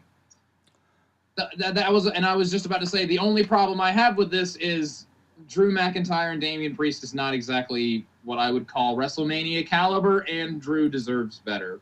No, it's a mid-card feud on WrestleMania. It's going to be like Night 1's match 3. You remember when Drew McIntyre at WrestleMania a couple years ago, what Drew McIntyre was doing was wrestling Happy Corbin? This is not as bad as that, but similar to that. Well, to be fair, Drew is the only person who kicked out of the End of Days. So there was something that came out. Kurt didn't, though. Anyway. I'm depressed now. Well, a super frog splash by Logan Paul pins Damian Priest, so we got that. That looked nasty, and I don't know if Damian was selling or in legit actual pain, but the way he reacted to that was great. Looked like he was about to vomit. He could have just done a frog splash. He didn't need to do it so high. Yeah, it's probably a little from column A, a little from column B in that respect. I love the Cena and the CM Punk teases at first, then Seth claiming that Punk is his. First before that, I love that when Punk first came in, him and John Cena made eye contact, and Cena said, I missed you, and Punk says, oh, I missed you too. Let's fight. That was great. Yeah, their interactions in the whole thing were terrific. I'm glad that they got to actually have as much time, just the two of them, that they did.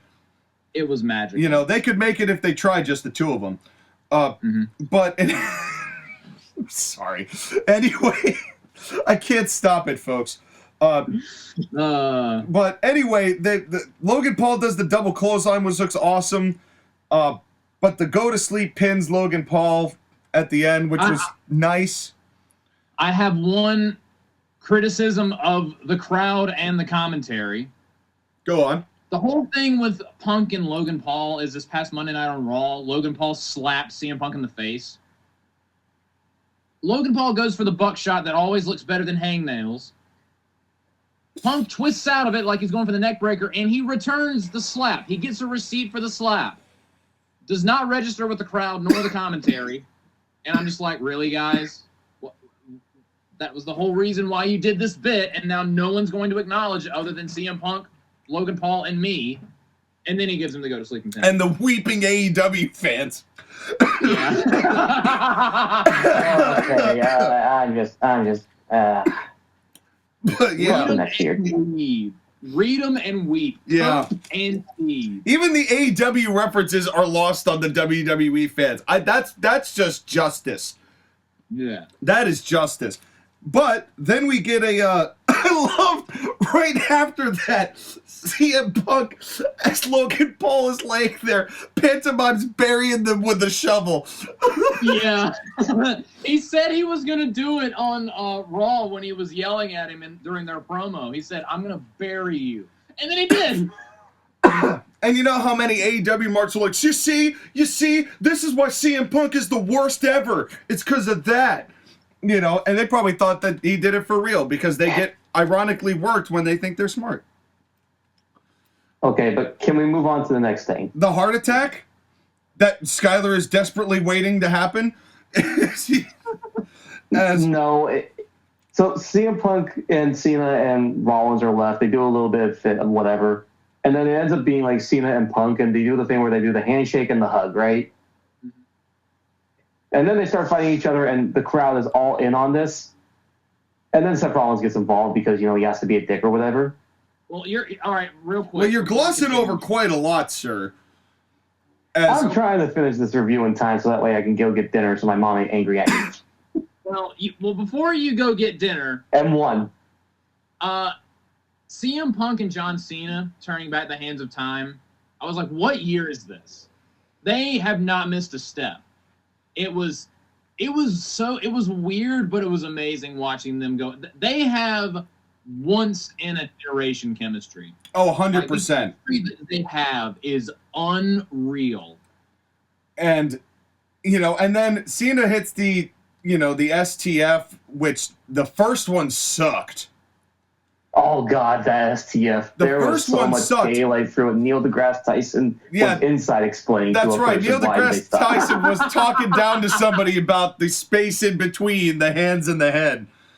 But I will say this. That ended up being a crucial piece of storytelling for this match, knowing what we know now. Yep. But then an AA gets, Punk at 2. This is where I point that these two tussling is a nice wave of nostalgia and how they still have chemistry. The Buckle Bomb Stomp, Punk, CM Punk kicked out of fucking everything tonight. Yeah, he's the new Super Cena. Literally. So they had CM Punk kick out of everything and a half on this night. And, they do the GTS, and then the go to sleep in the AA pin Seth. Then another go to sleep, no. Another AA, no. No. Hold on, Sean. They do this thing where Seth Rollins gets pinned, and John Cena, after already hugging CM Punk, goes to give him a handshake, and CM Punk is like, fuck you, and hits him. And I look at this, and I'm just like, God damn it, stupid babyface John Cena. You already hugged him in the match. Why are you giving him a handshake again? And the commentators chewed him out for it, which deservedly so. Which, given what happened later on, I'm like, okay, fine. You want to get one last dumb babyface moment in, but fuck you still, John Cena. Yeah, well, he's not as dumb as the moment of like dumb babyface John Cena that Joshua hated for so long, and it even got me towards the end.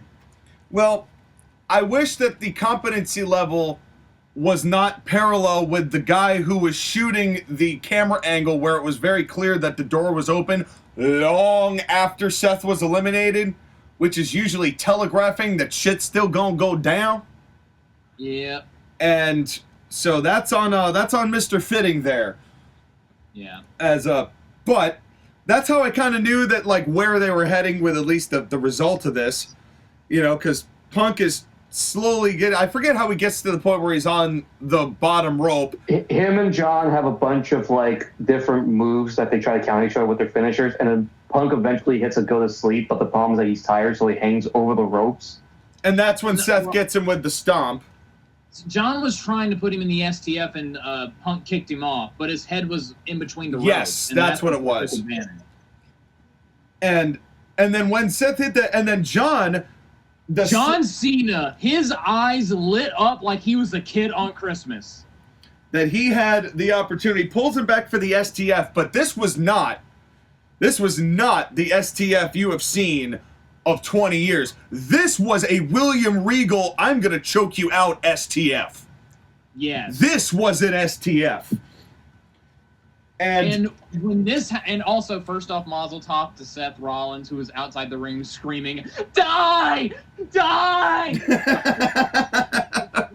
We know you have a vicious hate boner for the man.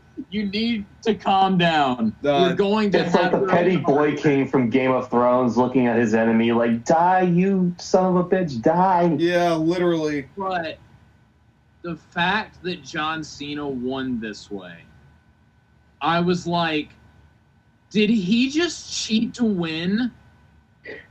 And I said, but it was plausible enough that like he took advantage of a situation to where it wasn't that John did anything. It's just that he took advantage of Seth Rollins attacking Punk.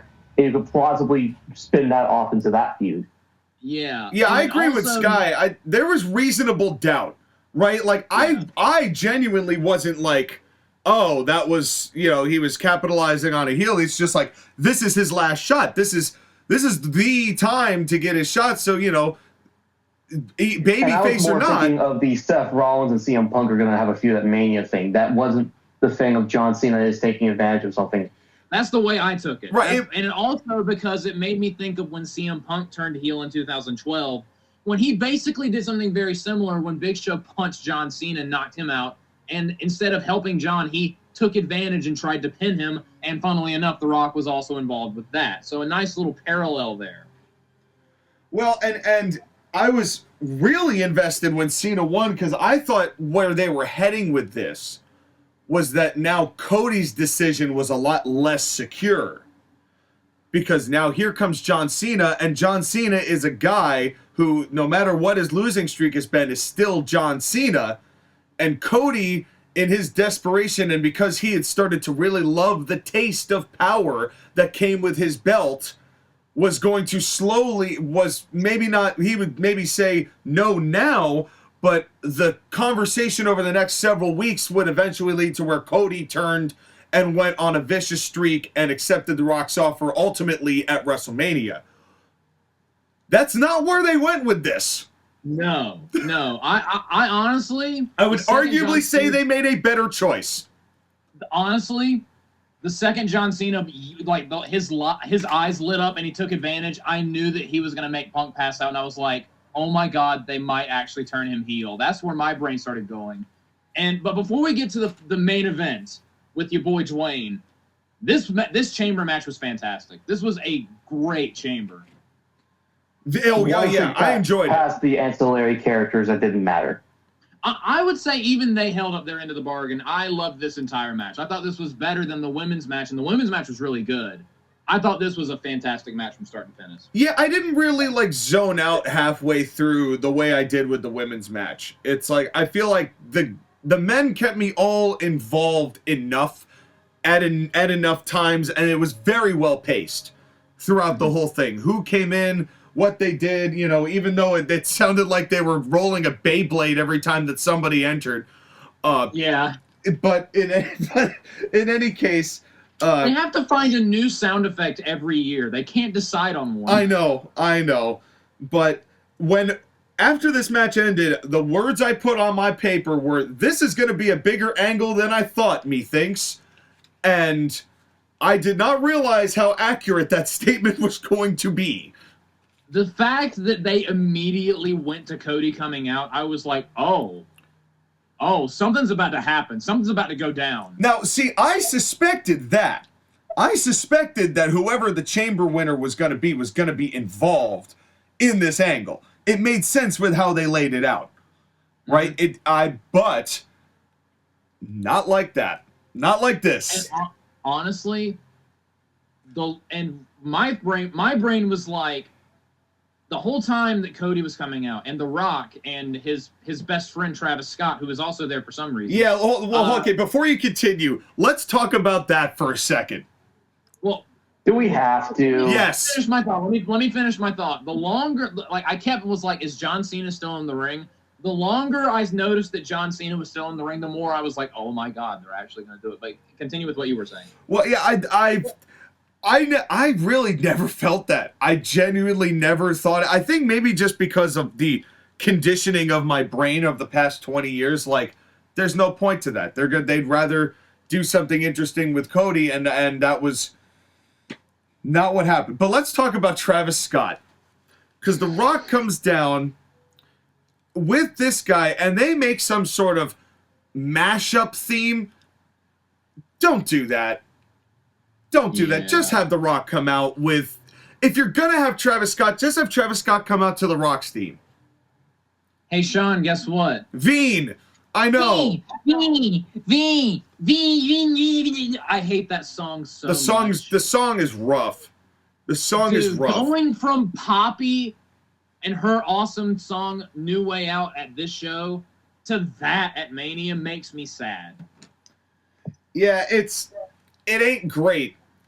And Travis Scott comes out with, I guess, his own custom belt? Yeah, it was like... Everybody's got to have a belt, even the celebrities. It was a... If they made a hardcore title out of the current WWE title. Yeah, here's my problem with that. I don't mind Travis Scott being here and doing absolutely nothing for this entire segment. I really don't mind any of that. What I do mind is if you're going to have a segment involving the actual WWE champion, don't bring your stupid custom belt out in the middle of the major segment. One of the most major segments in the history of the WWE. Yeah. And, although I will say he pretty much he pretty much put the belt away after his entrance. No, the belt was on him. It was on him the whole time until they started beating up Cody Rhodes. But we're way too much. We should not give Travis Scott any more attention than we should. Yeah. Well, you say that, Sky, but he's going to be around more than you think. He's Rodman this up. He's been trained to wrestle, buddy. So buckle the fuck up, because there's going to be a lot more Travis Scott where that comes from. Let's get to our next joke, because The Rock and Travis Scott get to the ring. The Rock holds Cody's cheek, and I said, "Now kiss." Yeah, this was weird. This was the gentle caress of Cody's cheek, and I'm like. The tension between these two, every time they have a promo since WrestleMania, has been suspect, and that's the mildest way I can put it. Yeah. I mean, I think The Rock had a little too much Stardust before he came out there, but that's a different story. In the press conference, he said, "Yeah, I've had too much tequila." That wasn't what I was referencing. The point is that he comes out, he does his Rock thing of like, "All right, Cody, I want your answer. Yep, what's your answer going to be?" And Cody says... Well, hold on. I was delivering pizza in my car, and I was listening, not so much watching, and I parked at a customer's house, and I gave them their pizza. The Rock had the first time my jaw dropped in this segment. When he said, "If you say yes, the American Nightmare will live on forever. If you say no, the dream dies again." When he said that, I was like, is he insinuating what I think? You piece of shit. Yes. Bro. Yeah. My jaw hit the floor. Yeah, that was cold. That was some cold-ass shit. But I was like, you absolute bastard for that.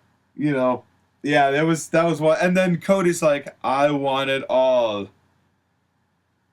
I have no soul, because my soul is theirs." And everybody cheered, and you know, and we knew that was coming, but what we didn't know was coming was, Rock, go fuck yourself. When he said that, okay, I'm glad that my customers were in their house enjoying their pizza, because if they were outside, they would have seen their Pizza Hut driver bouncing up and down outside his car, screaming at the top of his lungs. I lost my shit when so did I. I was like, oh shit. I still cannot believe they had him say that. Uncensored. Bro. Not just uncensored on the pay-per-view, but uncensored on their social media and their YouTube. Yes. Yeah. They wanted to make sure people heard it exactly the way it was said. We knew that they were going to use crass language when the situation called for it, but we never imagined it would be that crass. No. Yeah, no. Oh, I was not prepared. And that wasn't even the most shocking thing on the night in this segment. No, but at that point, it's just like, I can't believe they were going to do that. And then John Cena's in the background just doing his thing where, like, when he's in the background of a segment and he's reacting, his reactions were so good. And he's still there the whole time, and I'm like, oh my God, he's still there. When he said that to The Rock, once I was done ejaculating, I was like, when Cody turned to Cena and they started like hugging and embracing, before Cena even made the change in expression, I was like, oh my God, they're actually gonna turn him heel. That's the thing. I didn't see it. I was very good. I was going back and forth. I was like, oh my God, when he quote unquote cheated to beat Punk, I was like, oh my God, they're gonna turn him heel. No, they're not. I'm just seeing things. Wait, he's still in the ring. Are they going to turn him heel? Nah, I don't. He's still in the ring, though. But after Cody said that to The Rock, I was like, oh, my God, they're actually going to do it. And then... Well, again, it did not hit until the facial expression was made, and then The Rock did the throat slash. And everyone lost their minds. Not just the people watching, not just the people in the arena, in the stadium, everyone on social media, everyone on X, world everyone lost Facebook, its mind. Everyone on Instagram, everyone on everywhere, everyone on everything went nuts. Yeah. This was maybe the single largest heel turn in specifically WWE's history. Yes. I don't count WCW just because, I mean, yes, it's their intellectual property now and blah, blah, blah, but it was not their initial shock to claim with Hogan and Bash. It may be the biggest turn since Andre turned on Hogan. I think that's fair. Yeah. I think that's fair. Because Andre turning on Hogan was, you're right. I think that's comparable. I think it's more comparable to that than I think it is... Than Austin turning on Rock. Than Austin turning on Rock, or even Hogan at Bash at the Beach. I think it's more akin to Andre turning on Hogan. I think that's way more accurate, Sky. And the thing is that John Cena is an institution. He's a generational babyface. He hasn't been a heel since 2005. We've had 4 different presidents 2003. November 6th, 2003 is when he officially became babyface. Oh my God. I was... November what? What did you say? November 6th. November the 6th? I was 5! Yeah. Sonic Heroes hadn't come out. Revenge of the Sith hadn't come out. I was still in my original hometown. I moved 2 or 3 times in my lifetime. And I was still in my original hometown at that point. I would move in a month. That's the point. Born during this time period that can now legally drive and drink. They're generational babyface John Cena. Over 20 years of him being a babyface, millions of Make-A-Wish grants, millions of kids touched, all of it, and he finally turned heel. He was the one guy that you could say, no, he's never going to be a heel, especially on his retirement tour, when it's supposed to be the last year of his wrestling.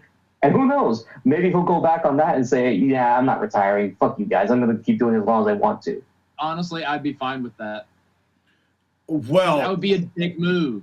They've got time to do whatever they want with Johnny. They've got 32 dates left of this 36-date run, you know, and there's plenty of time and opportunity. This beatdown that Cena unleashes on Cody Rhodes, it makes every beatdown that's not been in a match, like any angle beatdown, pale in comparison. The violence that they did, the beat-ups, the multiple times. The only thing I wasn't a fan of was Travis Scott doing an unchecked receipt to the back of Cody's head. Yeah. Well, There was another moment of Travis Scott, which we'll talk about in a second, but the watch shot that gave Cody that wicked shiner. Yep. The belt shot. The belt shot. That sounded like when Brock Lesnar hit the ring post at Mania 31.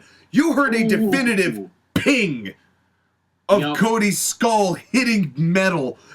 They did not hold back. I talk a lot.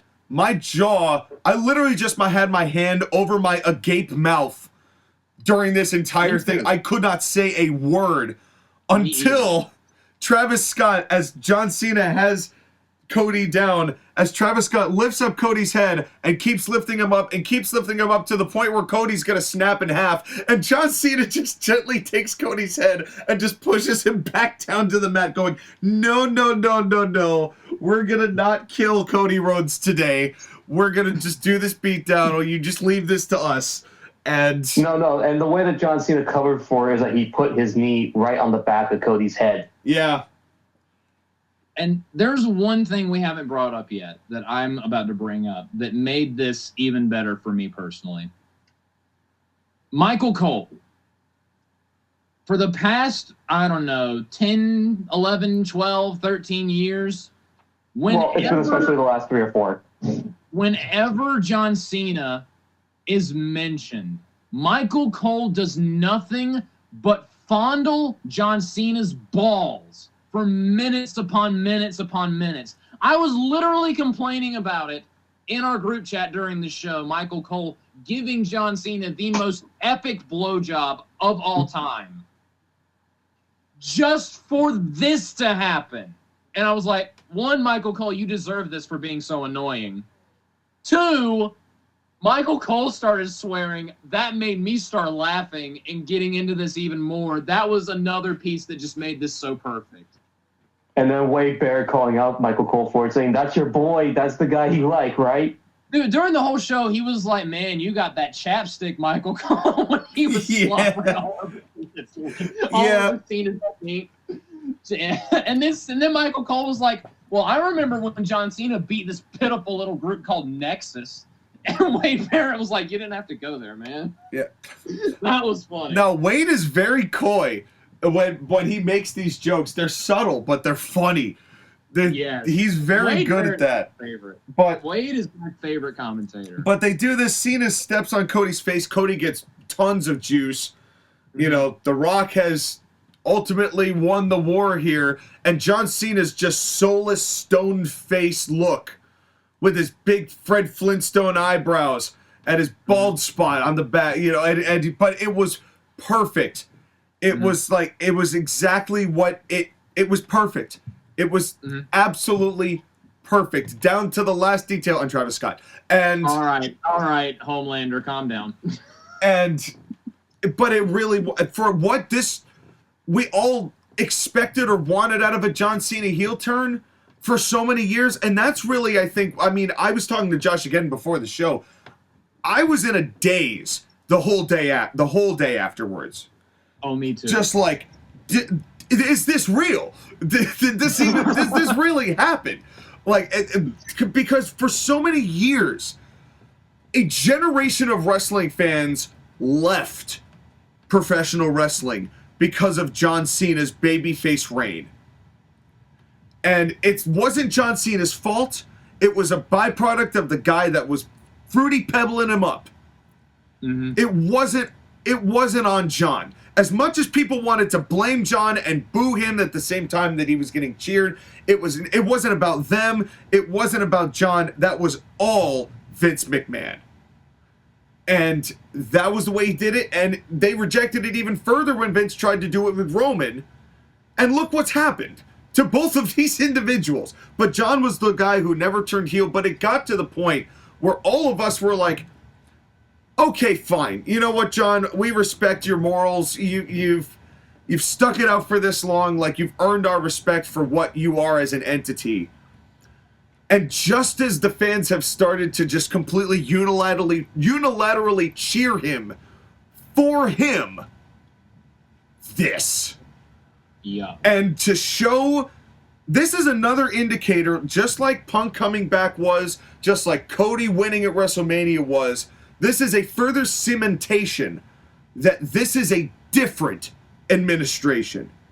This is a different situation. You are seeing different programming than you saw all those years ago, and they're acknowledging that it is going to take time to unlearn this trauma, but we will make your investment worth it, and we are going to make sure that you as fans are at least given something once in a while.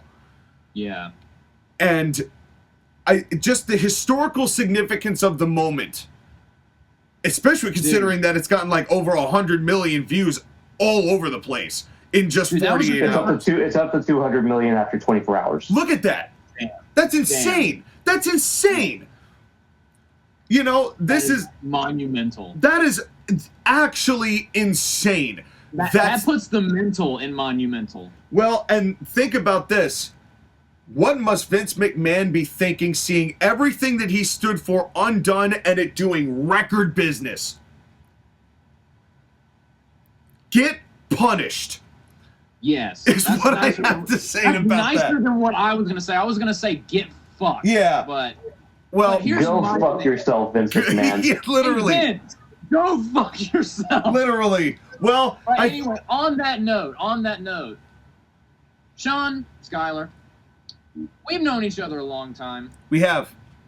Who's the biggest Cena hater that you've known? You. For a while, it was you there, my friend. Indeed. And a lot of that might have just been youthful angst, I will admit. But there was a lot that was justified, though, too. Yeah, but I may have been a little over the top. I will say I'm over the top in a lot of things. Like, just we have 2 hours of evidence of me being over the top a lot of times. That's why we're here. But over the past several years, I've very, very, very much softened up my stance on John Cena. For fuck's sake, I'm using him in major storylines on my own wrestling show. You are? Not just burying him over and over and over. I'm actually having him win and be important. And I'm going to say something that would shake younger me to his very core, his little virgin core. After what we saw this past Saturday, I fucking love John Cena now. How could you not? Perfect. He was so good during the whole thing. And I have so much respect for like all that even the stuff that I don't like from what and even like what drove me crazy, like the whole thing where he beat Kevin Owens at Battleground and it made me so mad that I turned the TV off. The first show that Okay, so not that I want to like stop this, but I have to go soon. I actually legitimately have to go. Is it okay if I just give my grade just so I can... Yeah, go ahead, Sky. Throw us your rating and then bail. Lee. It lives in San Jose. Go ahead. The thing for me is that as one of John Cena's biggest fans, I enjoyed this. I really did, and this was exceptional. And it really did save the show to the point where I'm giving this an 8 out of 10. Even if I didn't love all the matches, the angles were great. We are truly in a new era of booking, and I'm just looking forward to WrestleMania. I was not hyped. I was like, okay, WrestleMania season, yeah. No, Jey Uso, Gunther, Charlotte. This is giving me a pep in my step, and I'm ready for the show. Oh, yeah. April cannot come soon enough. Me too. Hell yeah, Skylar. No, I do have to go, 8 out of guys, 10, unfortunately. appreciate that. All right. We love you, Skylar. Hang in there, buddy. You are the great... Oh, he's gone. Okay. Now back to what I was saying. Back to me. Back to me. Number one John Cena hater, now profess that I love this man.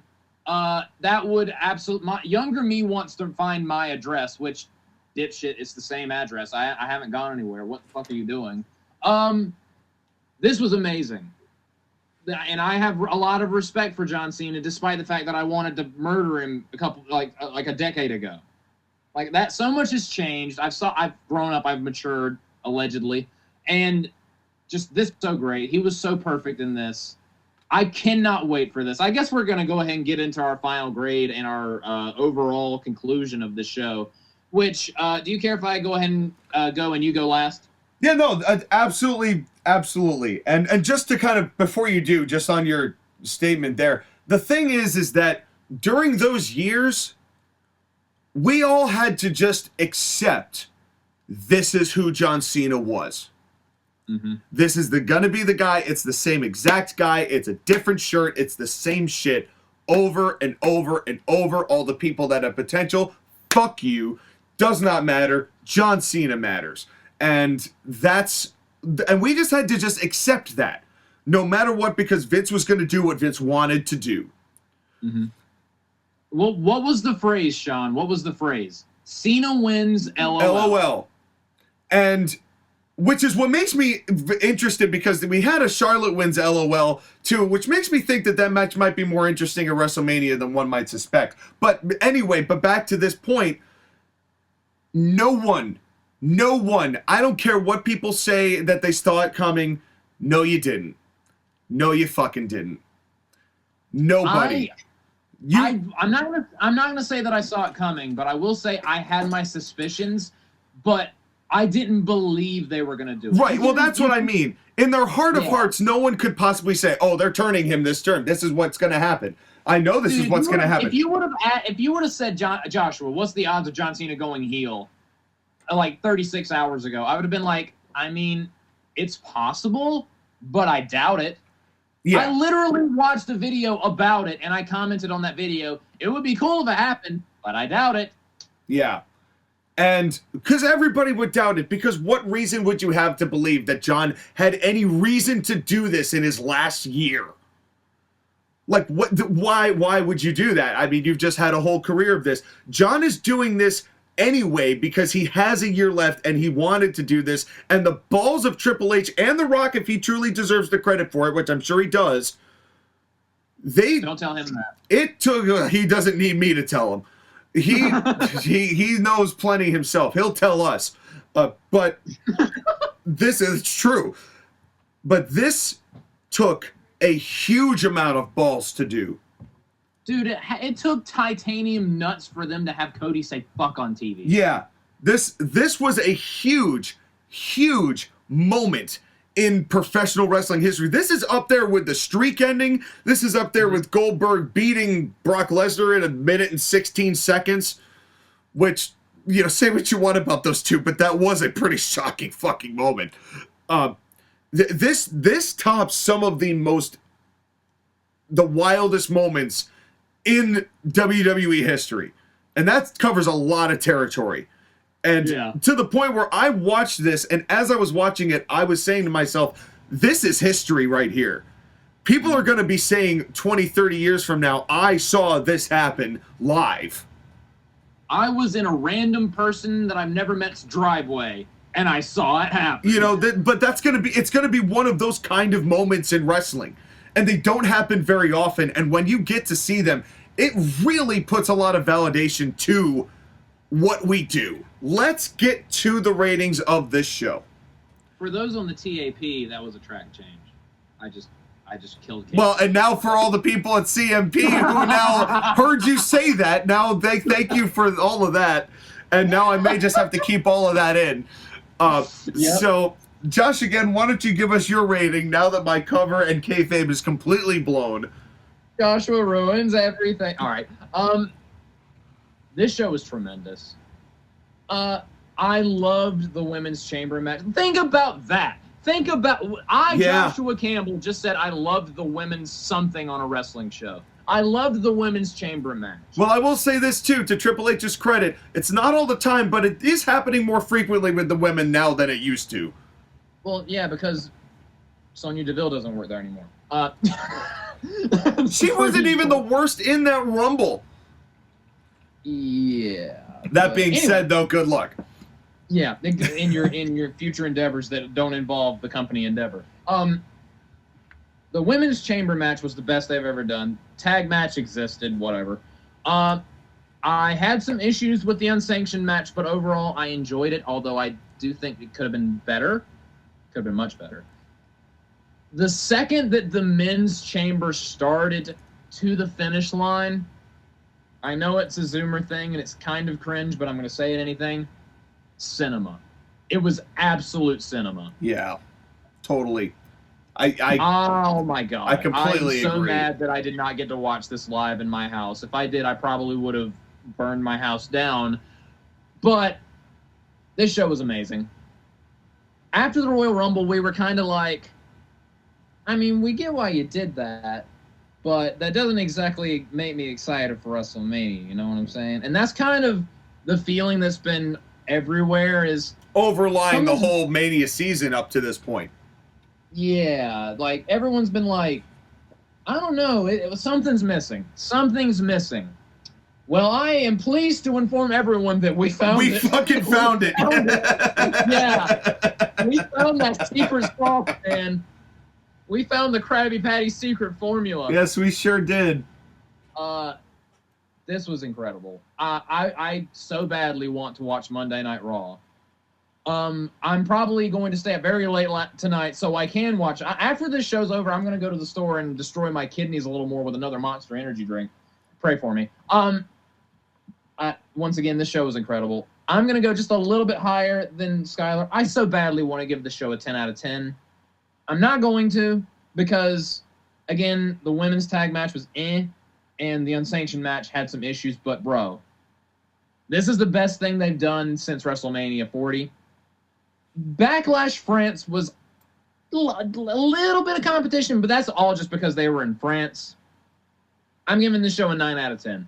Fantastic show. Well, I will give my 2 cents by basically reading to you the last page of my notes. The first 3 or 4 sentences of this, I'm writing on a green pad, which is just a yellow pad, but it's green. And all of these sentences take up 2 spaces each. All of these words are large enough because I'm writing so frantically. And maybe I'll take a photo and throw it on the CMP just so people can see it. But in 2 spaces, I say, holy shit, they did it. My fucking God, that belt shot. My pants are wet. You also sent that to our group chat. This is Hollywood versus WWE, which I love. They choked Cody with his tie. I am speechless. The matches were a 7 out of 10. The angles were a 10,000 out of 10 on this night. Yeah. Because think about what was on this show. This show started with Jade Cargill returning and attacking Naomi. And that's it. It was the Oreo filling in the middle was Randy Orton returning and coming up and almost punting somebody. And then the main event was John Cena turning heel when nobody thought it was ever going to happen. When you have a show like that you can book in people and get them so hooked by those 3 angles, the match quality on the night could have sucked ass, and it wouldn't have mattered. That is the formula that they have tapped into so well since Triple H has taken over.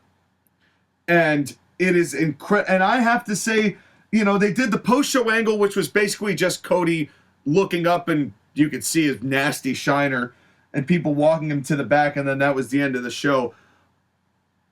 If you're going to go one way or the other, where you give me okay matches with insanely good angles, as opposed to angles with really good matches, I would rather take this. I'm giving this a 9 out of 10 as well. Woo-hoo! This was one of the best Elimination Chamber pay-per-views I think they've ever had. This is the best Elimination Chamber pay-per-view they've ever had. I don't think that's an exaggeration. I really don't. I think it's really been tremendous. What they, and that's what makes me think like they deliberately did try to piss us off at the Rumble. Perhaps. So they could give us this. There's part of me that thinks that that was on purpose. That company heat was deliberate. And they wanted to do that in this segment. Now, it could be just incompetence, and they've done this pivot to reel us back in. There's a line from Ben Shapiro of stupidity until proven malice. And that could very well be the case for what happened at the Royal Rumble. I don't know. I'm not a doctor. But the whole thing here is that these guys know what they're doing. Mm-hmm. And they have continually reassured us Trust us. We know what we're doing. We are not going to fuck around. I mean, we are going to fuck you around, but we're not going to deliberately just shit on you. That was the other guy. Quite literally. We will give you what you want, but you're going to want what we want you to want. And they are doing a great job of getting us to want it. Yeah. Dude. WrestleMania can't get here fast enough. What a great time to be a wrestling fan, man. I don't feel the shame associated with being a wrestling fan anymore, because I can actually point to quite a lot that I'm very proud of when it comes to professional wrestling over the past couple of years. And go, this is why I watch. This is what makes this entertaining. You know, it's not is this real or not?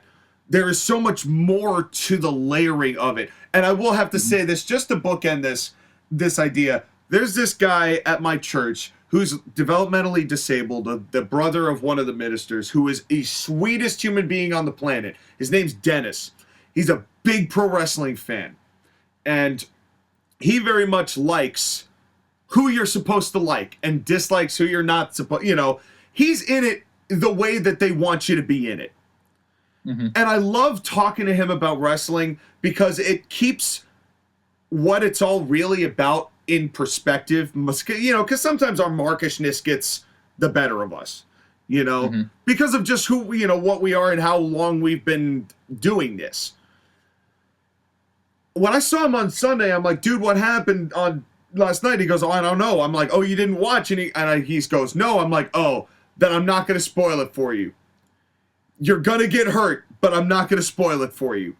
And he goes, okay, I can't wait to watch it. I'm like, we're going to talk about it afterwards, because And then the Titanic music started playing. Because I genuinely didn't have the heart to tell him the truth. And you know, part of me makes me really appreciative of professional wrestling in that regard, because that's exciting to me. Seeing kayfabe play out in real time, that's exciting to me. And you know, and I love Dennis. Dennis, you're the man. You're not listening to this, but if you are, you are not a menace. You are not. No, he is the opposite of a menace. He is one of the kindest souls on this planet, and I cannot wait to see what WrestleMania season has to bring. Folks, thank you very much for taking a part of your day, a long part of your day, to listen to us be a bunch of idiots and give our review to the Elimination Chamber here at the Court-Martail Podcast. And even though we have recorded a lot of Court-Martail Podcast reviews that have ended up just being totally awesome podcasts, you will see us at WrestleMania. I promise you, you will see us at WrestleMania. That is a Shorty G guarantee. Go see ACPW versus NWL. We got to take a quick commercial break. We will be right back right after this.